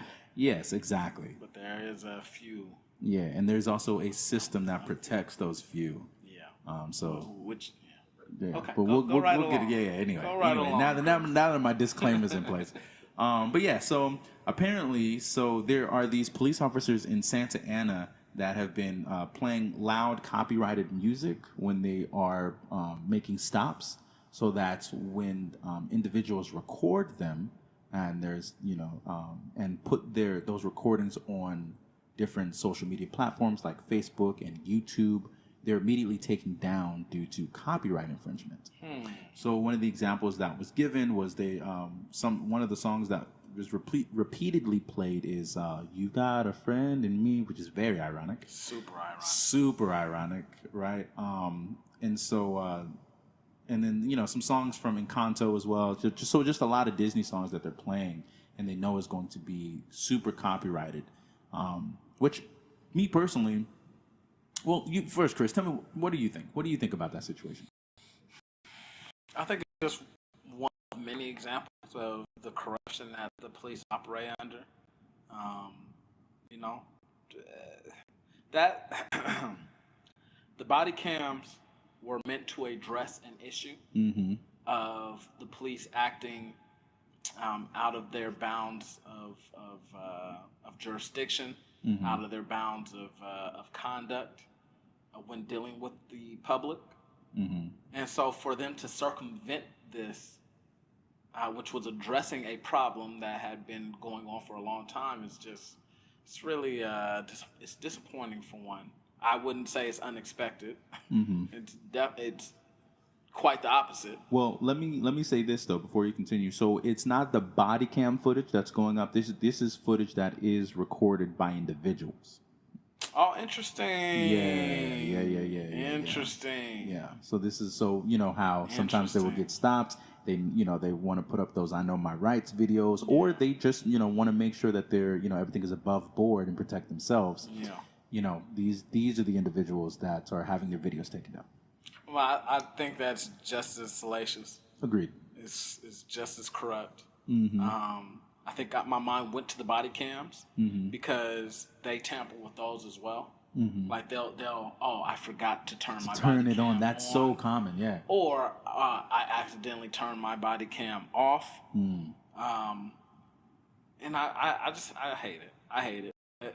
It's the reality of the situation in this country. It's been just in different forms for decades, if not centuries. Right. So it's per usual. I mean, shit don't surprise me. It's just I'm disappointed to hear. Yeah, to me, it's such a low down, dirty tactic, though. It's it's kind of childish too. A little childish, I mean, slightly creative, kind of reminds. Yeah, I mean, you get the kudos, right? for Yeah, creativity. Exactly, for creativity, right? But I think it's look, man, if you're doing your job and you're doing your job above board, you really shouldn't have anything, right? You shouldn't have to have anything to hide. Right. You know what I'm saying? Like this is all very much legal. What is your reason for doing it? And you know what I'm saying? And let that be known. Let's talk about that, because there's no good reason. I can't think of one. Right. Right. If you have body cam footage and you are a public servant, meaning your badge number is known anyway, it can't be for privacy. Right. You know what I'm saying? You can't be for anything like that. So I don't know. I don't think it's right. I think it's something that should be done away with. Fortunately, there is a lawmaker in Santa Ana who is currently trying to get this put into law, so that they are not able to play this music, super loud during their stops, and give people the right to post these videos online. I think another issue might be. African American families are both resilient and multifaceted. With a master's degree in marriage and family therapy, African American Family Studies from Pacific Oaks College, you can pursue a career serving communities from any background and be further qualified to meet the needs of African American families. Experience an education that will prepare you to support this community. Pacific Oaks College. Experience that impacts community. Learn more at pacificoaks.edu.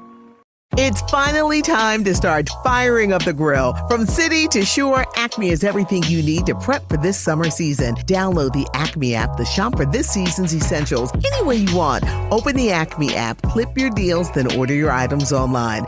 An experienced Acme associate will carefully select your groceries, bag your order, and bring it right to your car or deliver right to your door. Download the app or visit acmemarkets.com for program details.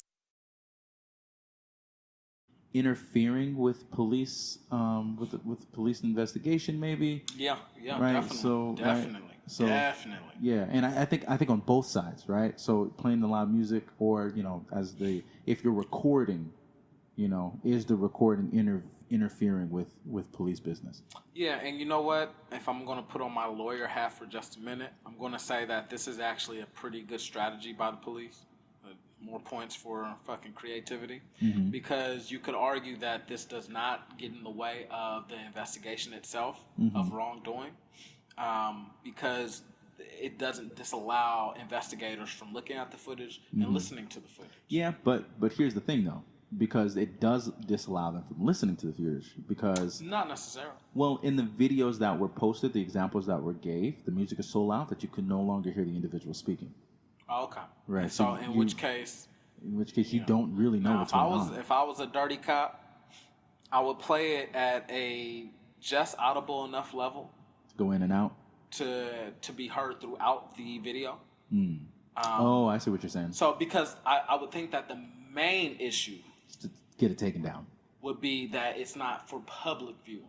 Let the courts do what they're going to do. Right. They side with cops more times than not anyway, so you're safe there. Okay. The thing you do have to worry about as a cop is what the public, the court of public opinion. Right, exactly. Which has been tilted away from them over the past couple of years. So if you want to get that public back on your side, or at least keep them in the dark, this is a good way to do it.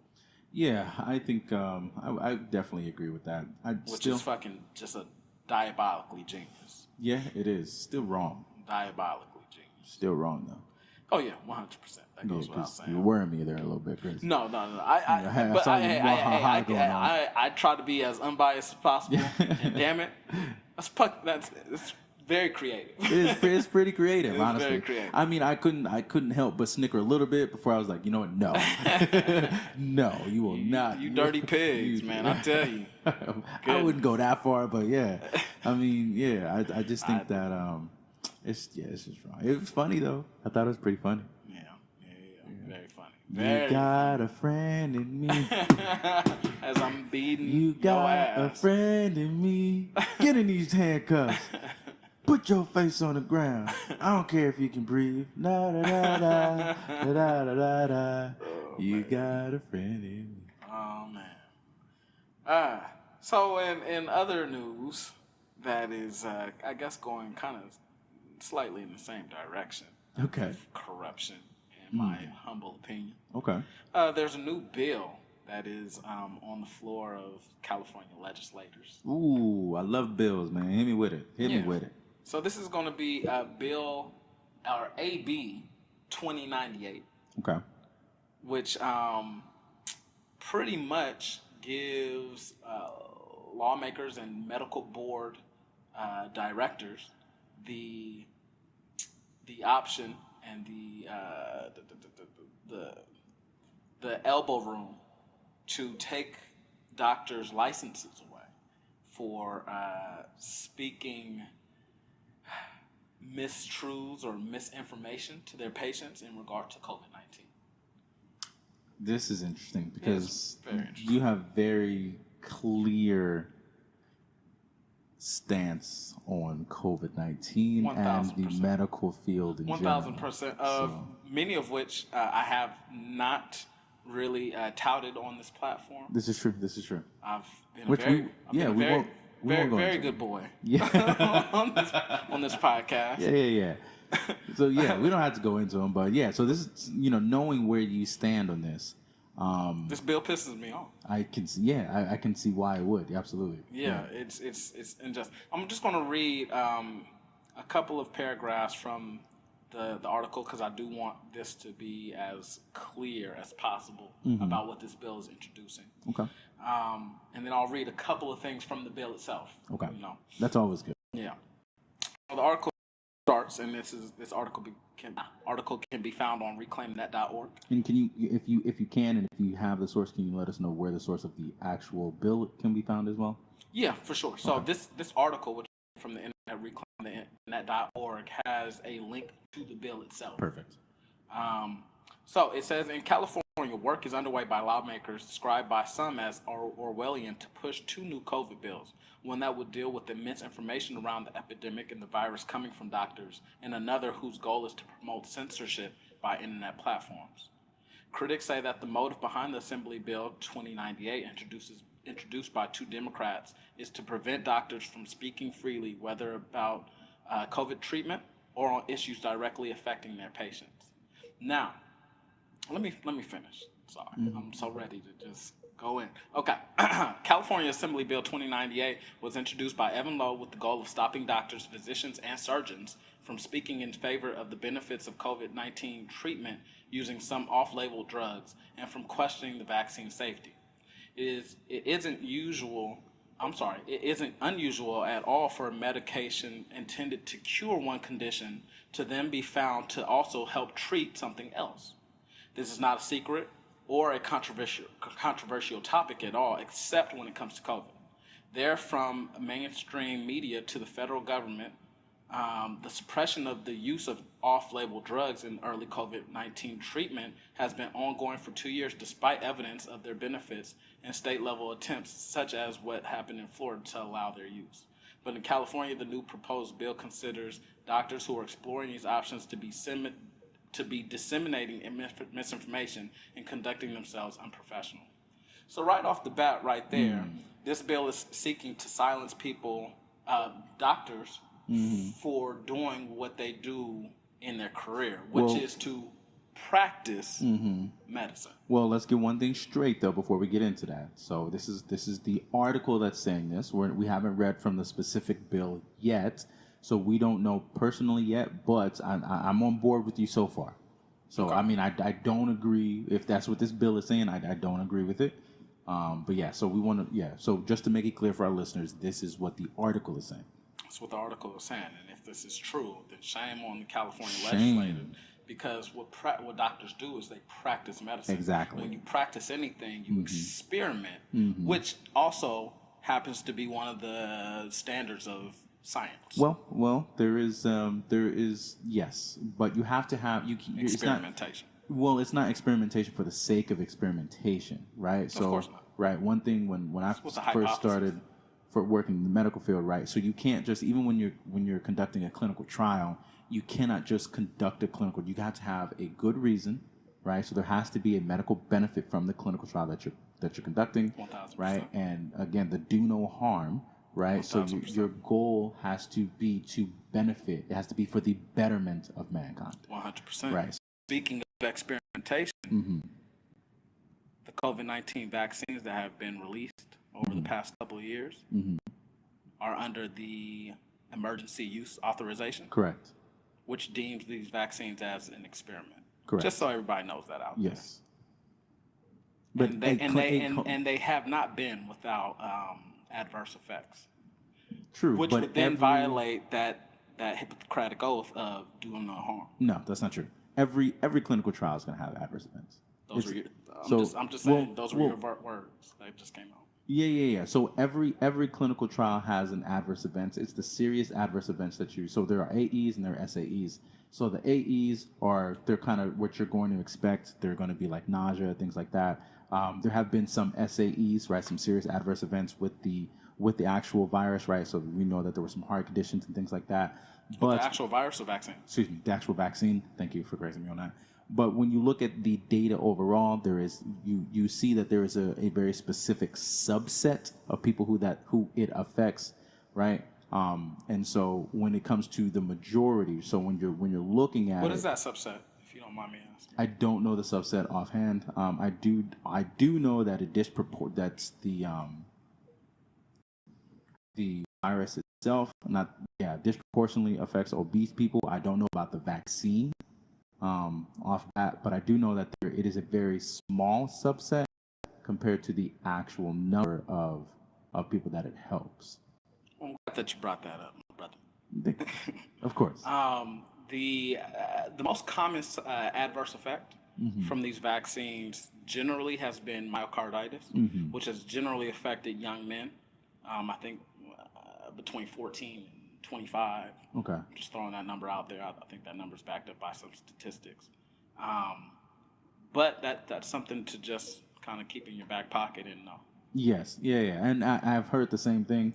The actual numbers, though, right? So the actual numbers, I think, is like it's very marginal compared to the actual number of people that it had helped, right? So when you are... Copy that. I'm just going to stop you right there. It would thereby mean to me, just speaking logic, that a disease that affects disproportionately, your words verbatim, right? Yeah. Obese people, and these were not your words, but statistically speaking, obese people and people who are over the age of, like, let's say 60, although it's even much higher than that. For you then to give somebody an experimental vaccine who does not fall within those ranges of obesity or being a senior, but then know that that vaccine could very well cause serious heart conditions like myocarditis, just doesn't make sense. Yeah, I think if you have none of the benefit but some of the risks, I would deem that as illogical. Well, you still have the benefit. Very right? little risk. You still have the benefit, right? So everybody who takes the vaccine is going to benefit. You have very little benefit, I should say. Okay, yeah. So everybody who takes the vaccine is going to benefit from the vaccine, right? So I mean, there's a benefit of it. I don't know enough about the information, like the statistics, the actual studies on it, to really to make like an actual objective argument for or against it. This is just things that I have come across myself, and then knowing what I know from clinical trials, right? So I'm just piecing things together. But I agree with you in that if that is the case, right? And again, we're both piecing together very loose things and making an argument out of it. So no sort of conclusion should be drawn from this conversation. I'm glad that you took the conversation there, my brother. Please go because ahead. Because under this AB 2098, a medical professional would be disallowed or deterred from even practicing or experimenting or pontificating. Can that be the word of the day? Pontificate is a great word. I don't know if it's the word you're looking for, but that is a great goddamn word. Pontificating over the logic of these mandates or these policies. Interesting. Which I think is the very dangerous thing about this. Yeah. It's like we can't, what this bill alludes to at the very least right. is that, hey, take our word for it, end of discussion. Yeah, that's what, okay. So two things. Number one, if that is what the bill says, bro, I'm 100% on the same side of you. That is wrong. You cannot tell people, you cannot force that upon people, especially if your job is to, like you said, practice medicine. Now, I have a feeling that it's a little bit more nuanced than that. It goes a little bit deeper. It's not as dry, as clear cut as that article is making it out to be. But I do think if that is the case, then yeah, that is completely wrong. I'm glad that you speculating on what the bill says. I'm glad that you're so glad today. This is the gladdest I've ever seen you, Chris. I'm sorry, because I'm finally getting to talk about some things that I hold very near and dear to my personal beliefs. Yeah, and this is what the Bronze Room is all about, right? So we want to be able to talk about all of these things and have these conversations that people. These are conversations that people should be having. That they should at least have the right to have. Exactly. That part. Yes, sir. Yes, sir. So it kind of just flashback to our conversation a couple of weeks ago at the Second Factory. Shout out to the Second Factory. Yes, sir. Yes, sir.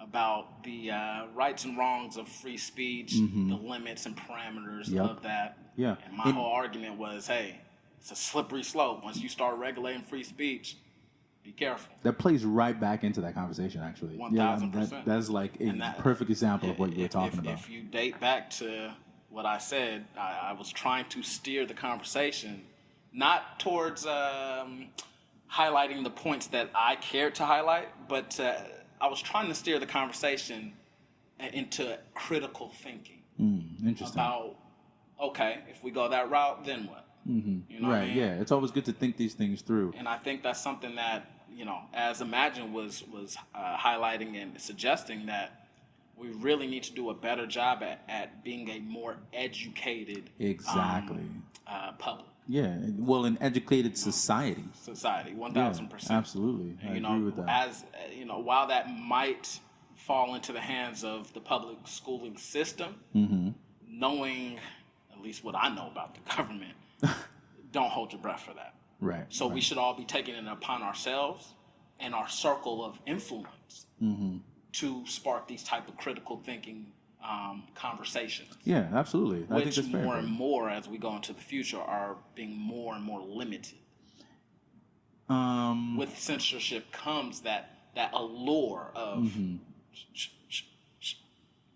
even if you're thinking something like, right, yeah. I think there have definitely been some examples of people being censored on platforms such as Twitter and in YouTube. So I do think that that's the case. I don't know if it's gone to the level that it sounds like you are alluding it to be. I would 1000% say that it is. That it's there? Because I mean, have you never, and if it's true, that's fine. But I know in my life, I have definitely seen a change in how freely people talk amongst each other. No, you're absolutely right. Absolutely. And this whole, it started out with political correctness, right? Exactly. And yeah, I see what you're saying there. So yeah, it has been quite a slippery slope in that regard. However, I mean, nobody's gonna, ain't nobody putting me in jail for having a conversation.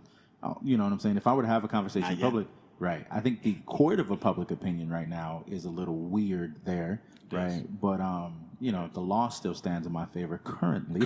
Currently, we'll see, how far that goes. But yeah, these conversations are very important to have. 3-bedroom Dutch Colonial, mile 5. Welcome to the housing market. I'm with Redfin, and I'm here to help. Oh, I love Redfin, but I need an agent to sell my house. Redfin has agents, and they're great. They sell twice as many homes, so they have the skills to help you sell for more than the home next door. Huh, and here I thought Redfin was just an app I was addicted to. We're so much more, but thank you. Want to win? Sell with Redfin. It's real estate done right. Learn more at redfin.com. CADRE 015-21930.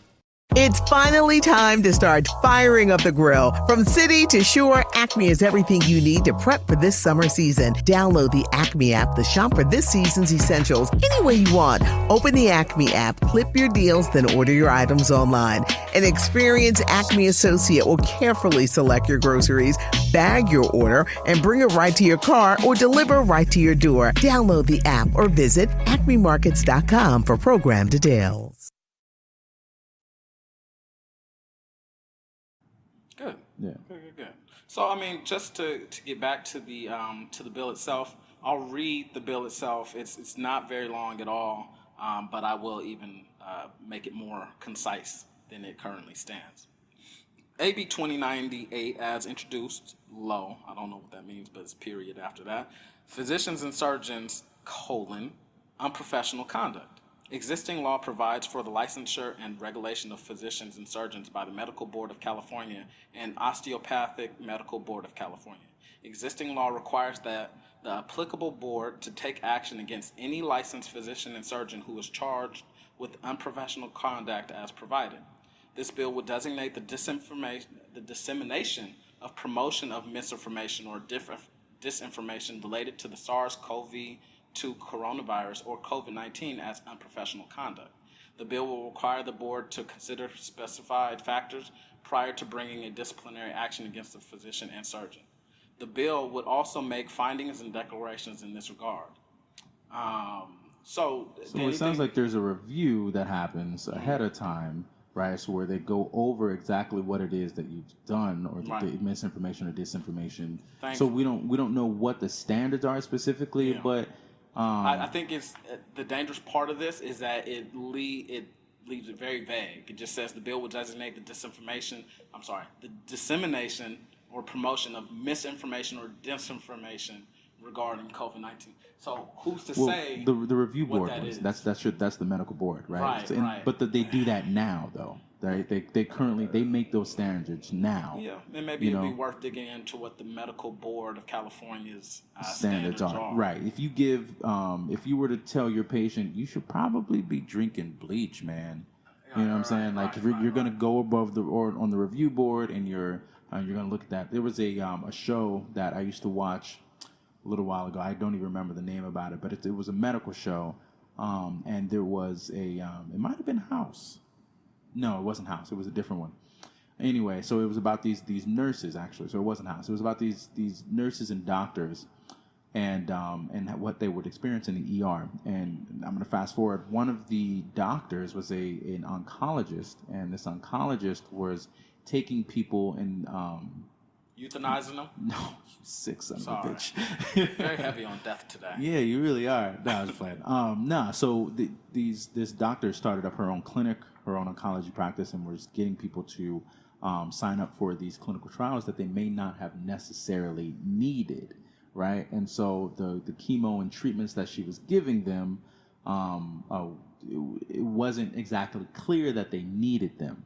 Right, and so this was brought up against the review board and things like that. So there's one example, right? So you might say, hey, this person needs ivermectin, right? When it may not necessarily. So that's something that would be brought up against the review board. So there are specific IRBs, right, which are review boards basically, that have standards that are already set in place, and there are not specific rules over like, hey, you cannot say this. You cannot say don't take this drug or don't take that drug, but they look at a very it's not just broad, but it's also very concise as to like, hey, you cannot be damaging a patient in this way. Yeah, and I would assume that these RRBs would generally be seizing the licenses of medical doctors based on negative results, not necessarily benign results.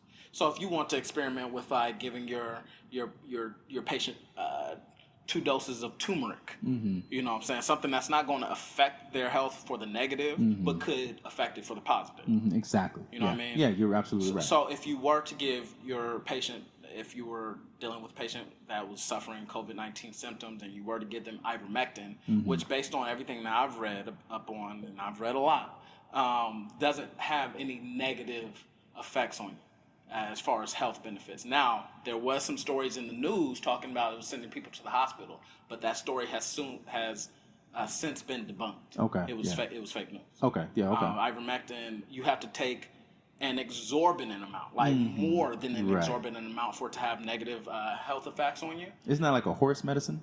It's a horse like antibacterial or something. It can be used for horses, but it more often is used for human viruses. Okay. Parasites. Okay. Specifically. That's what it is. It's antiparasitic. When the discovery of it won the Nobel Peace Prize. I think I remember in 2015. Yeah, right. So the story that this was a horse medicine is. I think it was started by CNN. Actually, it was definitely perpetuated by CNN. Right. Yeah. Which is just really asinine. Down dirty, man. It's really dirty. Terrible. It's more of a human medicine that has horse applications than it is the inverse. Right. Yeah. So what you're saying is, take ivermectin if you can. I am not a medical professional.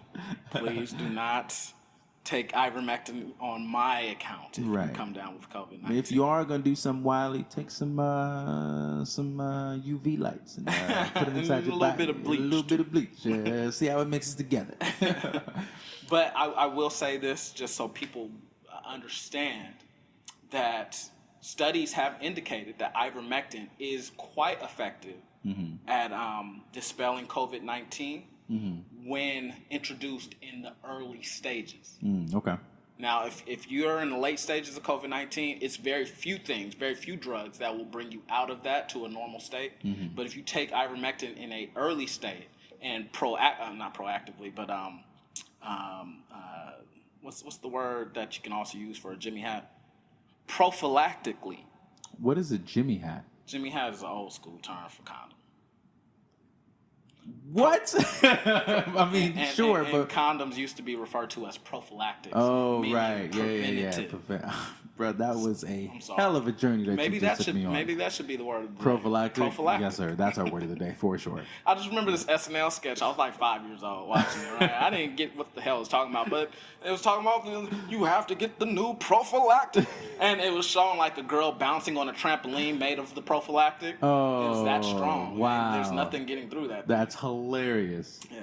That's so crazy, the things that influences us kids. Yeah, it really does. Right? The things that stick in our minds. I was asking my mom, can I get a prophylactic trampoline?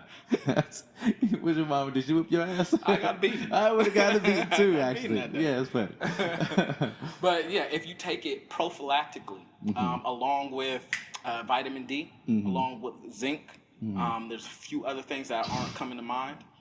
Prophylactic vitamin D, no pun intended. Right. See what I did there? Yeah, I see what you didn't did even there. do Yeah. But if you take those things prophylactically, they have an enormous effect in preventing you from getting COVID-19. Okay. Now, India, who was going through their major outbreak, and I think about May of, was it last year? Maybe 2020. The years kind of synced in together.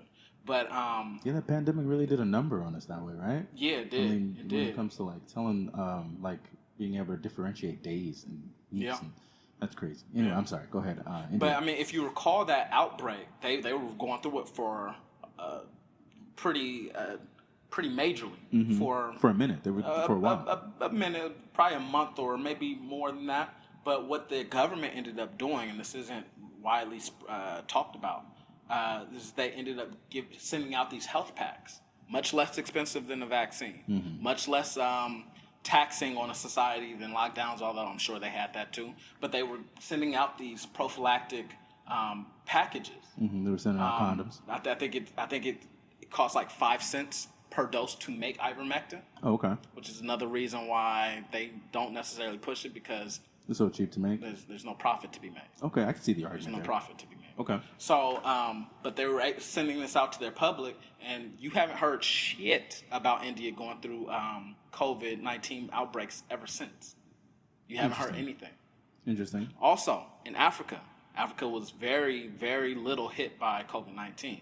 From what I understand, a lot of their governments, because they deal with so many other diseases in their countries, it's kind of like that's a default thing that they give out to their public. Ivermectin? Ivermectin, along with other vitamin D. Really? So, like, I mean, the That's what I've heard. ivermectin use, is that widely I believe so. interesting? Especially in third Interesting. world countries, where you're going to be dealing with a lot more stomach bugs. But see, especially if you're drinking water that isn't sanitized. Okay. I guess, yeah. I guess I see that. You know, sometimes blanket solutions. You know, because we're talking about a blanket solution. The conversation is criticizing a blanket solution, aka the vaccine. So sometimes blanket solutions kind of make me a little wary. But yeah, I guess if it has that track record, then yeah, more power to it. Yeah, and like to your point, I think that's why bills like this are so dangerous, because it takes the power out of having a multifaceted approach to solutions. Well, I don't know if it does though, right? Because I mean, it sounds like you just read like the abstract of the bill. Yeah, let me read some of the actual like sections of the bill. The legislator, section 1, the legislator finds and declares all of the following: the global spread of COVID-19 has claimed the lives of over 5 million people worldwide, including 75,000 Californians. Now, this is just objective talking, and then, we'll wrap this up soon after, because I know we're going over on time. Oh yeah, But what would you guess the percentage of worldwide citizens is 5 million people? very small. Take a guess. Well, I mean, there's 7 billion people on the planet, and 1,000 million is a billion, and so Let's see. I don't know. Like less zero. How many zero? I'm doing the math right now. 0.0001%. How many zeros does a billion have in it? It's 7? 7. 7. Yeah, I'm assuming 7 or 8. Because 6 is a million, right? Yeah. All right. So 5 million people divided by 7, 1, 2, 3, 4, 5, 6, 7. 7 billion people is 0.07%. 0.07%? Yeah. And Okay. I think the math is wrong on that. I think it is too, but that's okay. But it's a very small number, percentage-wise. Now, just that being stated, would you say that a global pandemic that put you weren't too off. 0.63. Yeah, but see, when you're doing percentages, I think you have to move the decimal over twice. Well, what it is right? is Which what will it make is, that 7% of the population, which isn't true. No, because you did 7 billion and 7.9 billion. So I just increased the number. But I'm sure if I would have done 7 billion, it probably would have came out to 0.7. Damn near 8 billion people on there. Damn near 8 billion. Yeah. You know, Jordan Peterson predicts that at 9 billion, there's going to be a rapid decline. There's already a rapid decline. Well, maybe not not rapid. Yeah, and then there's already a slowdown. Right, and that's because people aren't having kids anymore. That's really what it is. But okay, anyway, go ahead. But would you say that it warrants a global shutdown to the effect that we had around the globe for about 2 years? 0.07%. Would you say? It depends. I think it's a niche. I think it's a niche question. Very safe answer. A niche Very question. safe answer. Because keeping in mind all the mental health, all the suicide, and all the other problems that we're now recognizing took place. The kids out of school. I think you're only looking at deaths, and you're not looking at the infrastructure. No country's medical infrastructure was built to handle COVID-19. Okay. Right? We were completely inundated. We didn't have enough medical supplies. We didn't have enough beds. There were people getting treated in the halls. Like it wasn't just the deaths. It was the infrastructure. And that's the argument that everybody goes to, which is a valid argument. It's a valid argument. It's a valid argument. It's like the nigga jumped off a cliff. Why didn't he fly? Well, it was gravity. That's the same as the shit they always do. Gravity, my ass. You know what I'm saying? Like, quick little tangent. That's also what they said about witches, that they would drown. The suspected witches at the Salem witch trials. They would like tie them to a rock, throw them into a river, and when they didn't come up for there, they'd be like, witches in water. Right. Of course she drowned. She's gonna drown because we're watching. Right. She don't never let us get the last word. But I mean, no, it's a valid argument. Yeah, it's a valid argument. But I will say that to declare that a reason to do everything that we ended up doing, I would say is arguable. I think you're absolutely right, and I think politics heavily got in the way of that. Yeah. This pandemic was hijacked by politics. Yeah, it was. You know, so I think left, to its appropriate devices, it could have been handled. It probably would have been handled better. But yeah, once you get, and then, oh man, the world was also hijacked by Donald Trump. Like the entire world was hijacked by Donald Trump. So that had a lot to do with it as well. You know.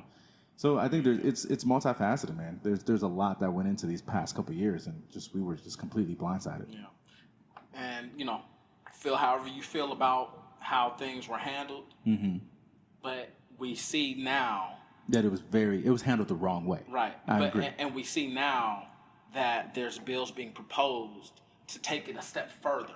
Right, and I agree with you that it's wrong. Right, exactly. Something we should be concerned about. Yeah, I think for the interest of time, I think that everybody should, if you're a listener, hey, look, study to show thyself approved, man. Go out and read the bill for yourself and try to interpret it. If you can't, you can always try to, there are resources online to help you interpret these bills. But yeah, make sure to get the lowdown. Make sure you get a complete understanding of what this bill is offering. To your point, if it is mandating that people can or cannot say certain things, I think that it is wrong. I think it is an infringement on not only their practice, but also their free speech. I think, well, let me strike that. Free speech is actually taken out when you have an obligation to your client, when you come into a contract. Offer deadline on Oak Street, aisle 3. Welcome to the housing market. I'm with Redfin, and I'm here to help. I need to sell my house. Great. Redfin charges a 1% listing fee when you buy and sell with us, which is more than half off the usual fee, and saves you an average of $8,400. Oh, wow. Is that all? Yep. I'm kidding. You had me at 1%. Want to win? Sell with Redfin. It's real estate done right. Average savings is Redfin refund plus 1% listing fee. Subject to minimums. Not available in all areas. Learn more at redfin.com. CADRE 015-21930. It's finally time to start firing up the grill. From city to shore, Acme is everything you need to prep for this summer season. Download the Acme app to shop for this season's essentials any way you want. Open the Acme app, clip your deals, then order your items online. An experienced Acme associate will carefully select your groceries, bag your order, and bring it right to your car or deliver right to your door. Download the app or visit acmemarkets.com for program details. I think that's mitigated, right? So, but so maybe not free speech, but it is infringing. It is possibly infringing on their practice. Yeah. Right. So. 100%. Yeah. But I will just read a few other points from this bill before we move on. It says in Section E, major news outlets have reported that some of the most dangerous propagators of inaccurate information regarding the COVID-19 vaccines are licensed healthcare professionals. I think that's very interesting. It's very dangerous language. Yeah.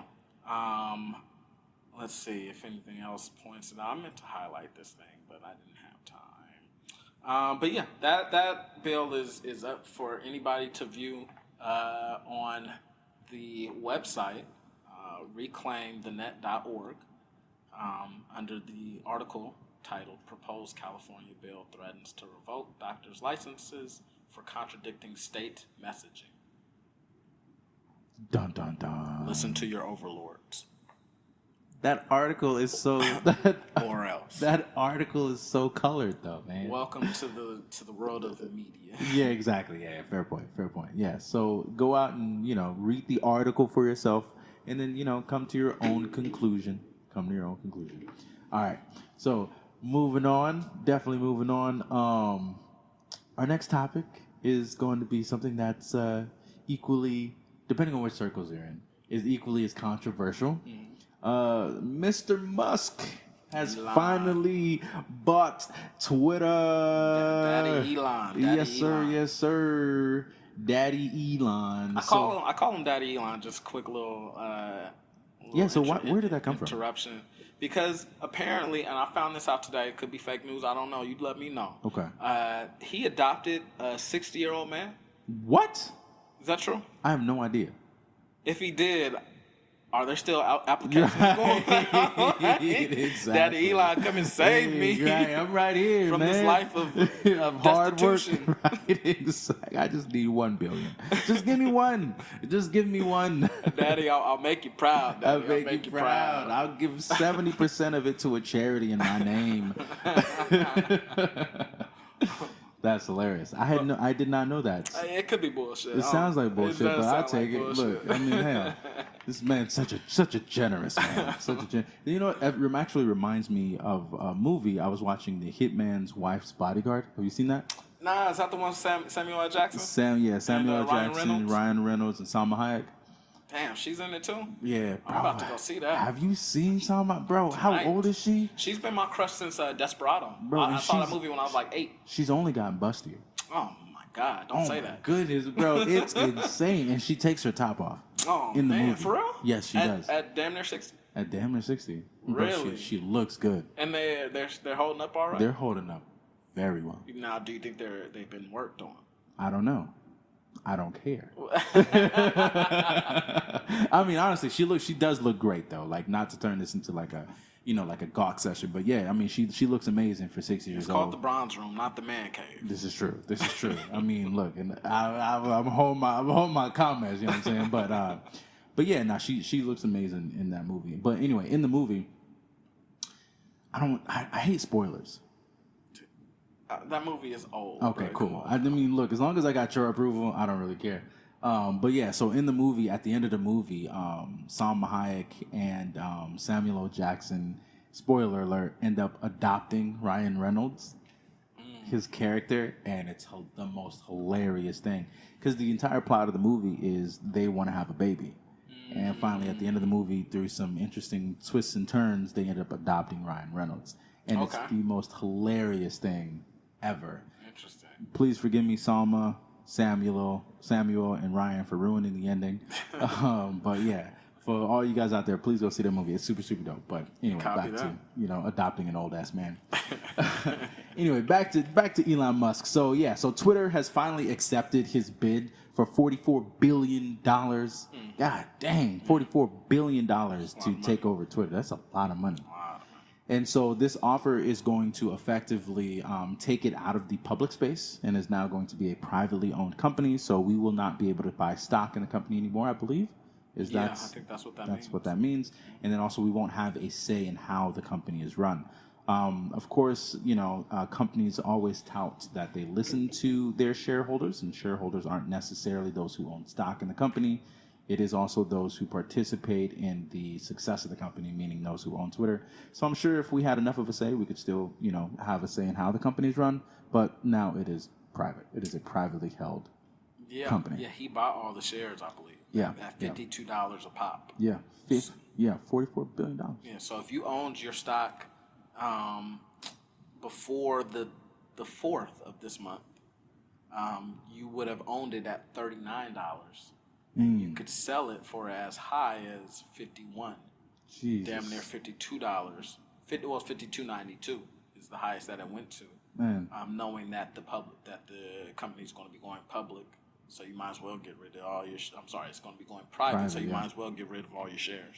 Well, I mean, that's a 25% jump. I wouldn't sell. That's a 25% jump. If he's buying the company, then he's going to buy out your shares of stocks for $54. I wouldn't sell. Yeah. I wouldn't sell. Well, you would sell it at $52. I wouldn't sell at $52 if he's going to buy it out at $54. No, I said $52. Oh, okay. But I thought he was buying it out at $54 a share. No, $52. He's buying it at $52. What I read earlier was $52. Sorry, okay. Confused me for a second. But yeah, I mean, that's if you are an owner in Twitter, it is your payday. Yes. You know what I'm saying? Like it or not. But yeah, so I think it's going to make some interesting changes to the company. I'm sorry, it was $54. It is $54. Yeah, I thought it was $54. My bad. Yeah, so fake news. Okay, yeah, y'all see how you should go find out for yourself. Don't listen to Chris. That's right. Yeah, I think it was quite a dramatic experience over the past couple of days, right? It was pretty theatrical. Well, yeah, I thought it wasn't going to happen. Same. As of the close of last week. Well, they took what was called a poison pill, right, to make to discourage Elon Musk from buying the company. So Elon Musk was like, "Look, guys, I want to buy the company," and he put the money out on the table. And then its board, who I was doing a little bit of research in, they're all incredibly stupidly wealthy. Were saying that they want. There's probably something nefarious going on in those rooms. Yeah, fair enough. But I mean, in their defense, they're not all men. There's several women. There's quite a few women actually. Girls can be evil too. Girls can be evil too. This is an equal world. You're right. Marjorie Taylor Greene is a great example. That is one evil woman, bro. I was watching her today, man. That lady is. Oh my God. Anyway, that lady is pure evil, dude. Yeah. Yeah. Anyways, I kind of fuck with her. I mean, she's evil in a hot way, though. I'm not gonna lie, bro. She's very attractive in that way. But you know what they say about crazy girls? Yeah, you know what I'm saying? Yeah, the crazier the girl, the better the pancakes in the morning. Okay, that's how it goes. They put chocolate chips I've and. Heard the same. I've heard the same. That's what I'm saying. Anyway, so where was I going with that? You were saying that it's the board. You were looking. Oh, into right. The board So of I was looking into the board. They're all very, very wealthy. They did not want it to go down, so they adopted what they called was a poison pill. And the way that poison pill was meant to work is when if he, let's see, what was it? If he bought above something like 15%, they were going to flood the market with shares, making it less valuable, right? So it would make it so he would have to buy more shares, and it would make it damn near impossible, or it would make it less worth his time or less worth the effort. He would have to put in so much money to buy the shares. Yeah. You know, and that it'd be a crazy, stupid amount of money to do it. Okay, see, now that puts me under the impression that they had no say as to how much of the company Elon Musk could buy. As of last week, Before what I was they did reading not. That is correct. was because he was going to be on the board. And a part of the statutes of him being on the board was he couldn't buy more than 15%. So did he turn down the board position in order to buy the company? I think he. That's a great question. I need to go back and find that out. But I do think he did actually turn down the board position. Gotcha. But yeah, so I do. But yeah, they took the poison pill. They ended up doing that, and then he still put the offer out on the table. I thought it was squashed as well. I thought it wasn't going to go anywhere. And then yeah, it turns out. So I got the email this morning, or not? Yeah, I saw it in Wall Street Journal this morning. Yeah. And I was very happy for him. Yeah. Very happy. So you like the move? I like the move because why do you like the move? Free speech. Free speech. You're a proponent of free speech. I am definitely a proponent of free speech. And Elon Musk is an advocate of it. He's a very much of an advocate. As a matter of fact, in the article in the Wall Street Journal that was posted today, he is quoted saying, "I hope that even my worst critics remain on Twitter because that is what free speech means." Yeah, man. See, now I fuck with that. Yeah, that's how it should be. Public discourse, man. Yeah, 100%. You know, what's that saying? It's a really typical cliche saying, but it was made by some nigga in the 1700s. Probably a slave owner, who knows? But he did have this bit of wisdom, and I think it went. Don't trust them old niggas over yonder. That too. They eat so much chicken it'll make you want to die. He said, I might not agree with what you say, but I'll defend to the death your right to say it. Oh, that was it Garrison Hearst? Garrison Hearst. That was a 49er back in the 90s. Bro, I'm sorry. no, I think it might have been some Garrison Williams Hearst. William Hearst Garrison. Who was it? You said Samuel Adams? Hold on. Let me find out exactly who it was. It was Voltaire. Voltaire? Who? Sounds like a French dude. I think it was a French dude. Let me find out exactly who it was. I apologize. It's all good. It's all good. But you know, I really stand by that principle. And so for Elon Musk to kind of uphold the same principle, I'm a huge advocate of this move. I think it's nothing but good, especially in the light of our conversation at the Sucker Factory, where there were a couple people on that discussion that weren't necessarily in agreement with the range of free speech that I feel that we should have. And Elon Musk is going to be, I guess, shifting the tide on what has become a very sensitive, very excuse my language, pussy boy type approach to life in general, where it's like, oh, somebody said something that offended me, therefore kill that nigga. Oh, okay. Okay. Or at least his public persona. Okay, got you. You know, if you don't like it, don't listen to him. Unsubscribe, unfollow, say something on your own platform to disparage him or to at least to counter his or her point. But as far as taking people offline, I don't think that's the best move, the best approach, the best solution for that problem. Elon Musk, from what I've heard, the couple of things that he's planning on doing with this platform or owning this platform is to introduce an edit button, which will allow people who post something who might have a change of heart or, just may have been operating more emotionally at the time, can go back, change their words up, delete it or whatever. Which I like and kind of don't like. I mean, You're say right. if you put it out there, you gotta live with it. Yeah, I mean, but then again, 10, 15 years down, look at Kevin Hart. You know what I'm saying? What they did to him for the Oscars. That's true. So where do you draw the line? But I still think I'm still a proponent of that should be public information. If you put it out there on a public sphere, then people should be able to see what you said. Good point. And leave it up to them whether the words or the tweets show you in a good light or not. Yeah. Allow them to introduce some critical thinking and take everything into context. That's like he did say that, but I think I know him a little better. I've seen his evolution. I can disregard that comment, or I can weigh that into this conversation because he do be saying some under really wildly shit. Some wild shit. Right. You know what I mean? For better or for worse, if you put it out there, let the public be the critical thinkers that I know we're capable of being. Yeah, absolutely, I agree. And to your point, it's like that. It's like the Joe Rogan nigger conversation where he was saying the word. They found a clip of it, or they put together a clip of him saying it. I don't know how many times, over and over again. But I have. Would you like to live in a world where you did not know that information? No, you're absolutely right. You would want to know that information. Yeah, but even if you continue, which I think you have, to listen to Joe Rogan because you've been able to assess. Yeah, I support persona, Joe Rogan 100%. I think definitely he may have been a little ignorant in the way that he was doing it, and even so, he might have been a little, maybe even some of those times he said it on purpose and in an asshole-ish way, knowing what he was doing. But I've definitely seen his growth as an individual, at least in the public space over the years.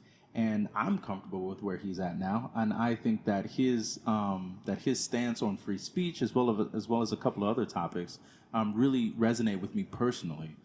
So yeah, I still fuck with him, and I was able to make that decision. But I'm glad, like you said, I'm glad that I had that information. 100%, man. Yeah, and then to go back to that saying, it was actually Francois Marie Aret who wrote that saying, but she attributed it to Voltaire. As one of his principles in a book that she had written a long, long time ago, in 1778. And so that's when she died. So the book was written in 1758, excuse me. Okay. But yeah, so she essentially said, and she was trying to embody one of Voltaire's principles by saying, I may not agree with what you say, but I will defend to the death your right to say it. That's a real one right there. Yes, sir. Yes, sir. That's what we need, man. That's right. Yes, sir. Yes, sir. But yeah, and I think that's very important, and I think that's what Elon Musk is doing. He's defending our right for free speech. Of course, I don't know. The only thing that I've ever disagreed with Elon Musk on is the name that he gave to his child. But other than that, there's not really a whole lot I disagree with him on. Maybe his manipulation of the stock market, but hey, man, he's just a savvy, although albeit darkly underhanded person in that regard. Yeah, it's a little shady, pretty shady.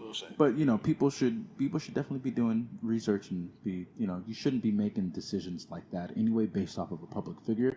But that's your money, man. Don't. I mean, because you can make the argument that, if you're going to punish that man for that, and I know the SEC rules are different from general law, but if that is going to be the standard, which I kind of agree with, you shouldn't be fooling people or bamboozling people. You can pull that card on so many other corporations that do the American public harm, such as the food corporations. They put all types of corn syrup and shit like that in there. Exactly.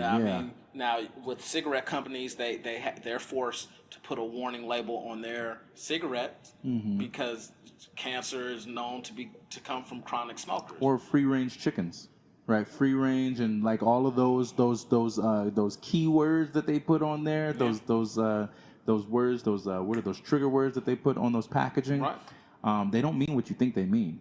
Exactly. Right. So free range and cage free and organic, all of those things, you have to do a little bit more research into what those mean, because they don't mean exactly what you think that they do. Right. So if you're going to hold Elon Musk to that standard, just gotta hold everybody. This parallels the conversation that we were having earlier, where if you're going to hold LeBron James to a standard of scrutiny, hold these crooked ass devils in the White House to that same level of scrutiny. Yeah, breach, you know what I'm saying? If you're gonna put this same, we seem to put our celebrities under the microscope a lot more than the people that are supposed to represent our well-being, which is it's infuriating. Well, because there are celebrities, right? So they're the influence is there, right? It's like the look over here, look at this hand. Right. Well, don't look at this hand, but just look at this hand. Which falls back into the hands of the media. Yeah, this is absolutely true. The media is just, you know what I'm saying? With all your media outlets out there, audience, except for the Bronze Room. I mean, we try to be taken in with a grain of salt. We try to come as unbiased. I think we have a pretty balanced view. You lean more on the liberal side. I lean a little bit more on the central conservative side. Really? Yeah.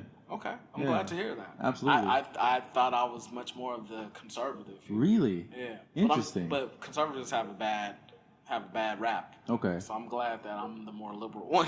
Well, definitely, I think. Well, that's interesting. Yeah, I think I waver. Yeah, I think you do. I think we both waver in some regards. But yeah, so I would consider you a little bit more on the liberals with some of your views, and I guess I'm a little bit more liberal with some of my views. You're more conservative with some of your views. Yeah. I think we both, we kind of balance it out. So we kind of have we try to have a pretty balanced and objective conversation about it, but we're both still biased. Yeah. We still got our bias. I still love Salma Hayek's titties. I'm a biased individual, so everybody go watch that movie. She's so beautiful. She's a phenom. She is amazing, bro. She's like almost 60, right? I have no idea. I don't care. I don't care. I wouldn't care. You know at what I'm saying? all. I wouldn't bat an eye. I wouldn't. I wouldn't think twice. I wouldn't think. I would just go and suffocate myself in those. I don't know how many D's there are, but there's very plenty. There's a couple D's. There's a couple D's. At least. Yeah, at least. You know what I'm saying? And so all I'm saying is I just want to scrape my head on accident and run to her and say, Salma, I hurt my head. If anybody in the audience knows Salma Hayek, let her know that she's invited to be a guest here on the Bronze Room. Absolutely. At the Bronze Room, we accept all types of perspectives. This is true. And backgrounds. This is absolutely true. Yes. And front grounds. And I see what you did there. Let me stop. Yeah, because we're going to ruin our chance with Salma. You got to cut it out. But yeah, shout out to Salma Hayek. You really are an amazing actress, though, like for real. 100%. I really do love her work. And she's just beautiful, man. She's gorgeous. Yeah. So yeah, shout out to Salma. And then shout out to Ryan Reynolds, bro, and Samuel L. Jackson. Ryan Reynolds is actually the guy can do no wrong, bro. I mean, yeah, not only that, but in the social social service, aspect. I don't know much about. Bro, I mean, the guy has his own cellular company. That just makes cheap cell phones, and he gives them out to poorer countries and things like that. I mean, the guy's stand-up dude. Yeah, he's a pretty stand-up dude. Yeah, and his wife Blake Lively is beautiful. See, now I don't know much about Blake Lively. I don't know much about her What either. movies was she in? The one where she was acting. Is she in Van Helsing? I don't know if she's in Van Helsing. I'm sure if I saw her in the movie, I would recognize her. And this is not to say anything about her acting or anything, because I'm sure she's a wonderful actress. Yeah. But I just don't remember a whole lot of movies off the bat. She just wasn't in my wheelhouse. Well, I'm just going to assume that Ryan Reynolds is cleaning up.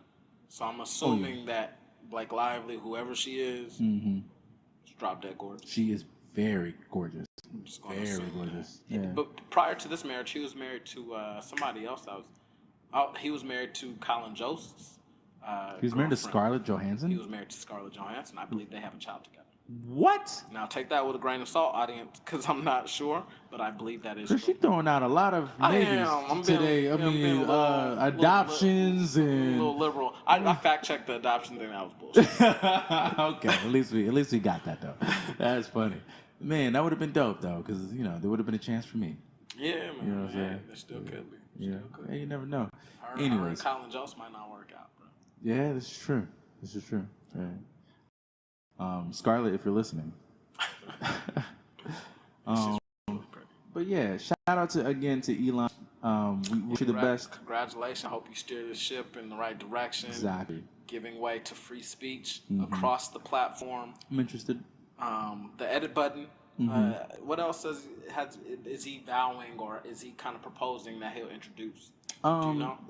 Other than the edit thing? I can follow back up with that in a later episode, but I don't know off the bat. I'm just I just know what he's the platform that he's standing on. Yeah. Now I'm gonna ask you something. You can feel free to say no to this. This is a co-hosted operation. Okay. If it was up to me, I would be airing this out.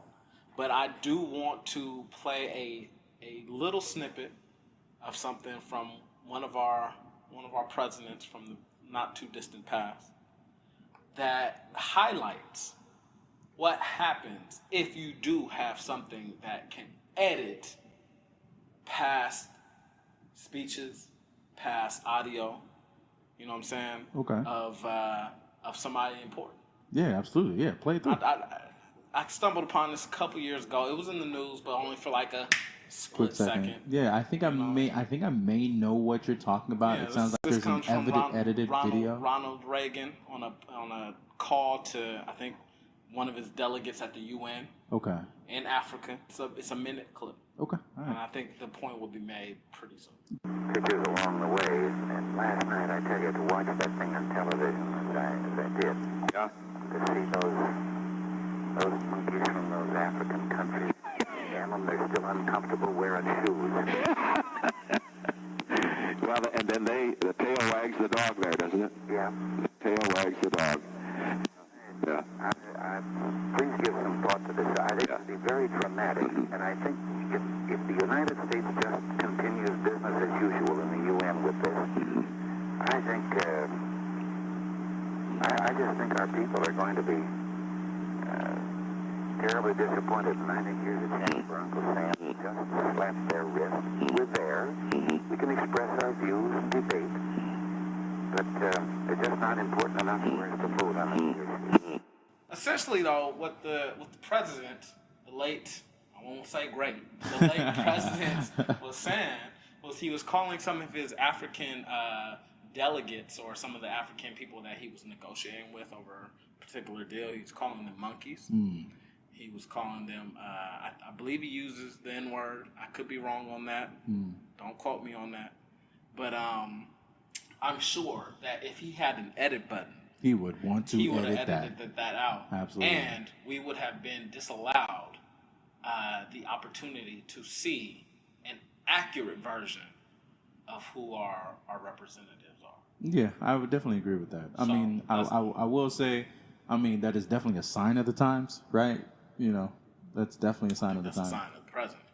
I mean, I don't hear... Not to be cynical. But No, yeah, but you're not going to have a whole lot of people calling people monkeys nowadays. Like, yeah, but I think the sentiment will probably be expressed in different verbiage. Right. Yeah. So the sentiment's the same. The words are different. Yeah. I get what you're saying. Yeah. No. I bet he would have wanted to rewind and edit that and change that in as many ways as possible. But yeah. So. Yeah. That being said, before we wrap up, Chris, do you have a vibe of the week? I do. What's your vibe of the week? This vibe of the week really helped me out this weekend. You know, sometimes you go through things that aren't that make it a little tough. And so my vibe of the week, I want to make a special shout out to Cherry Almond Cordial Ice Cream. I think I'm pronouncing that right. Okay. I'm sorry. It's not cherry almond. It's cherry amaretto. Okay. Cherry amaretto cordial ice cream. Where can I find this? You can find that at your local grocery store, Vons in particular, Ralph's in particular. Those are I'm like sure your two Kroger's favorites. if you out from the South or Midwest or whatever. Whatever the fuck you from. Yeah, cherry amaretto ice cream, man. This shit was so good, and it really helped to lift my spirits up. Nice. I didn't know you were going through this week. Yeah, man. You know, just a short, brief little thing. But, you okay though? You ain't got to talk about it on there. I'm doing much better. Okay. Much All better. right, I dig that. All thanks to cherry amaretto. Hey, Cherry, look, shout out to you. With your lactose ass. Your fine cherry ice creamery ass. That's beautiful. That's definitely a great vibe of the week. Yeah, man. Yeah. So my vibe of the week is actually a song. And let me make sure that I get the name of the song correct before I throw it out there. And the song is "Lovely Day." Hey, yes, sir. I love that song. Yes, sir. "Lovely Day" by Bill Withers. wrote that song. And speaking, I was going through a little bit myself, Chris, past couple of days. So I know what you feel, and that definitely picked my spirits up personally. So shout out to Bill Withers, man. I mean, such a phenomenal artist. He was definitely had a great influence on my life growing up, and especially in the music world. I mean, gospel. There's been gospel versions of that song. I think Kirk Franklin did a version of that song, not too long. Well, kind of long ago, decades ago, but it still rings out today. Yeah. So that was my vibe of the week. Lovely Day by Bill Withers. Yeah, I really like that song.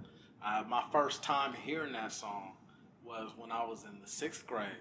It was at a school fair, and it wasn't even the Bill Withers version. It was the Too Short remix. Oh, okay. Damn, I forgot. And my first time hearing it, I thought it was the original, of course, but I was like, whoa, this is the shit. Yeah. Right here.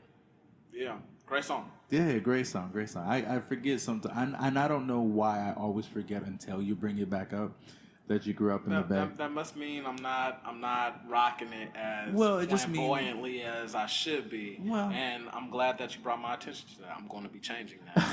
All right, we go immediately. Right, we go see you with one pant leg up, and all the stereotypes. Bringing back all the hyphy. There you go. Shit.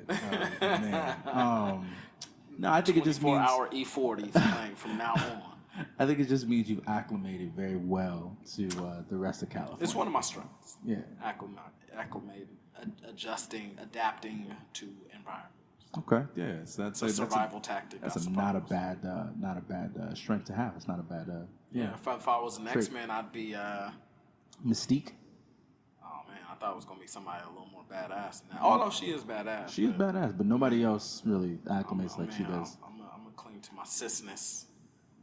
Your cisgenderness. I was hoping for a strong male lead, but I'll take Mystique. Mystique, yeah, Mystique. Yeah, because nobody else is a shapeshifter. She's the only shapeshifter in X-Men. Yeah, I'll take that.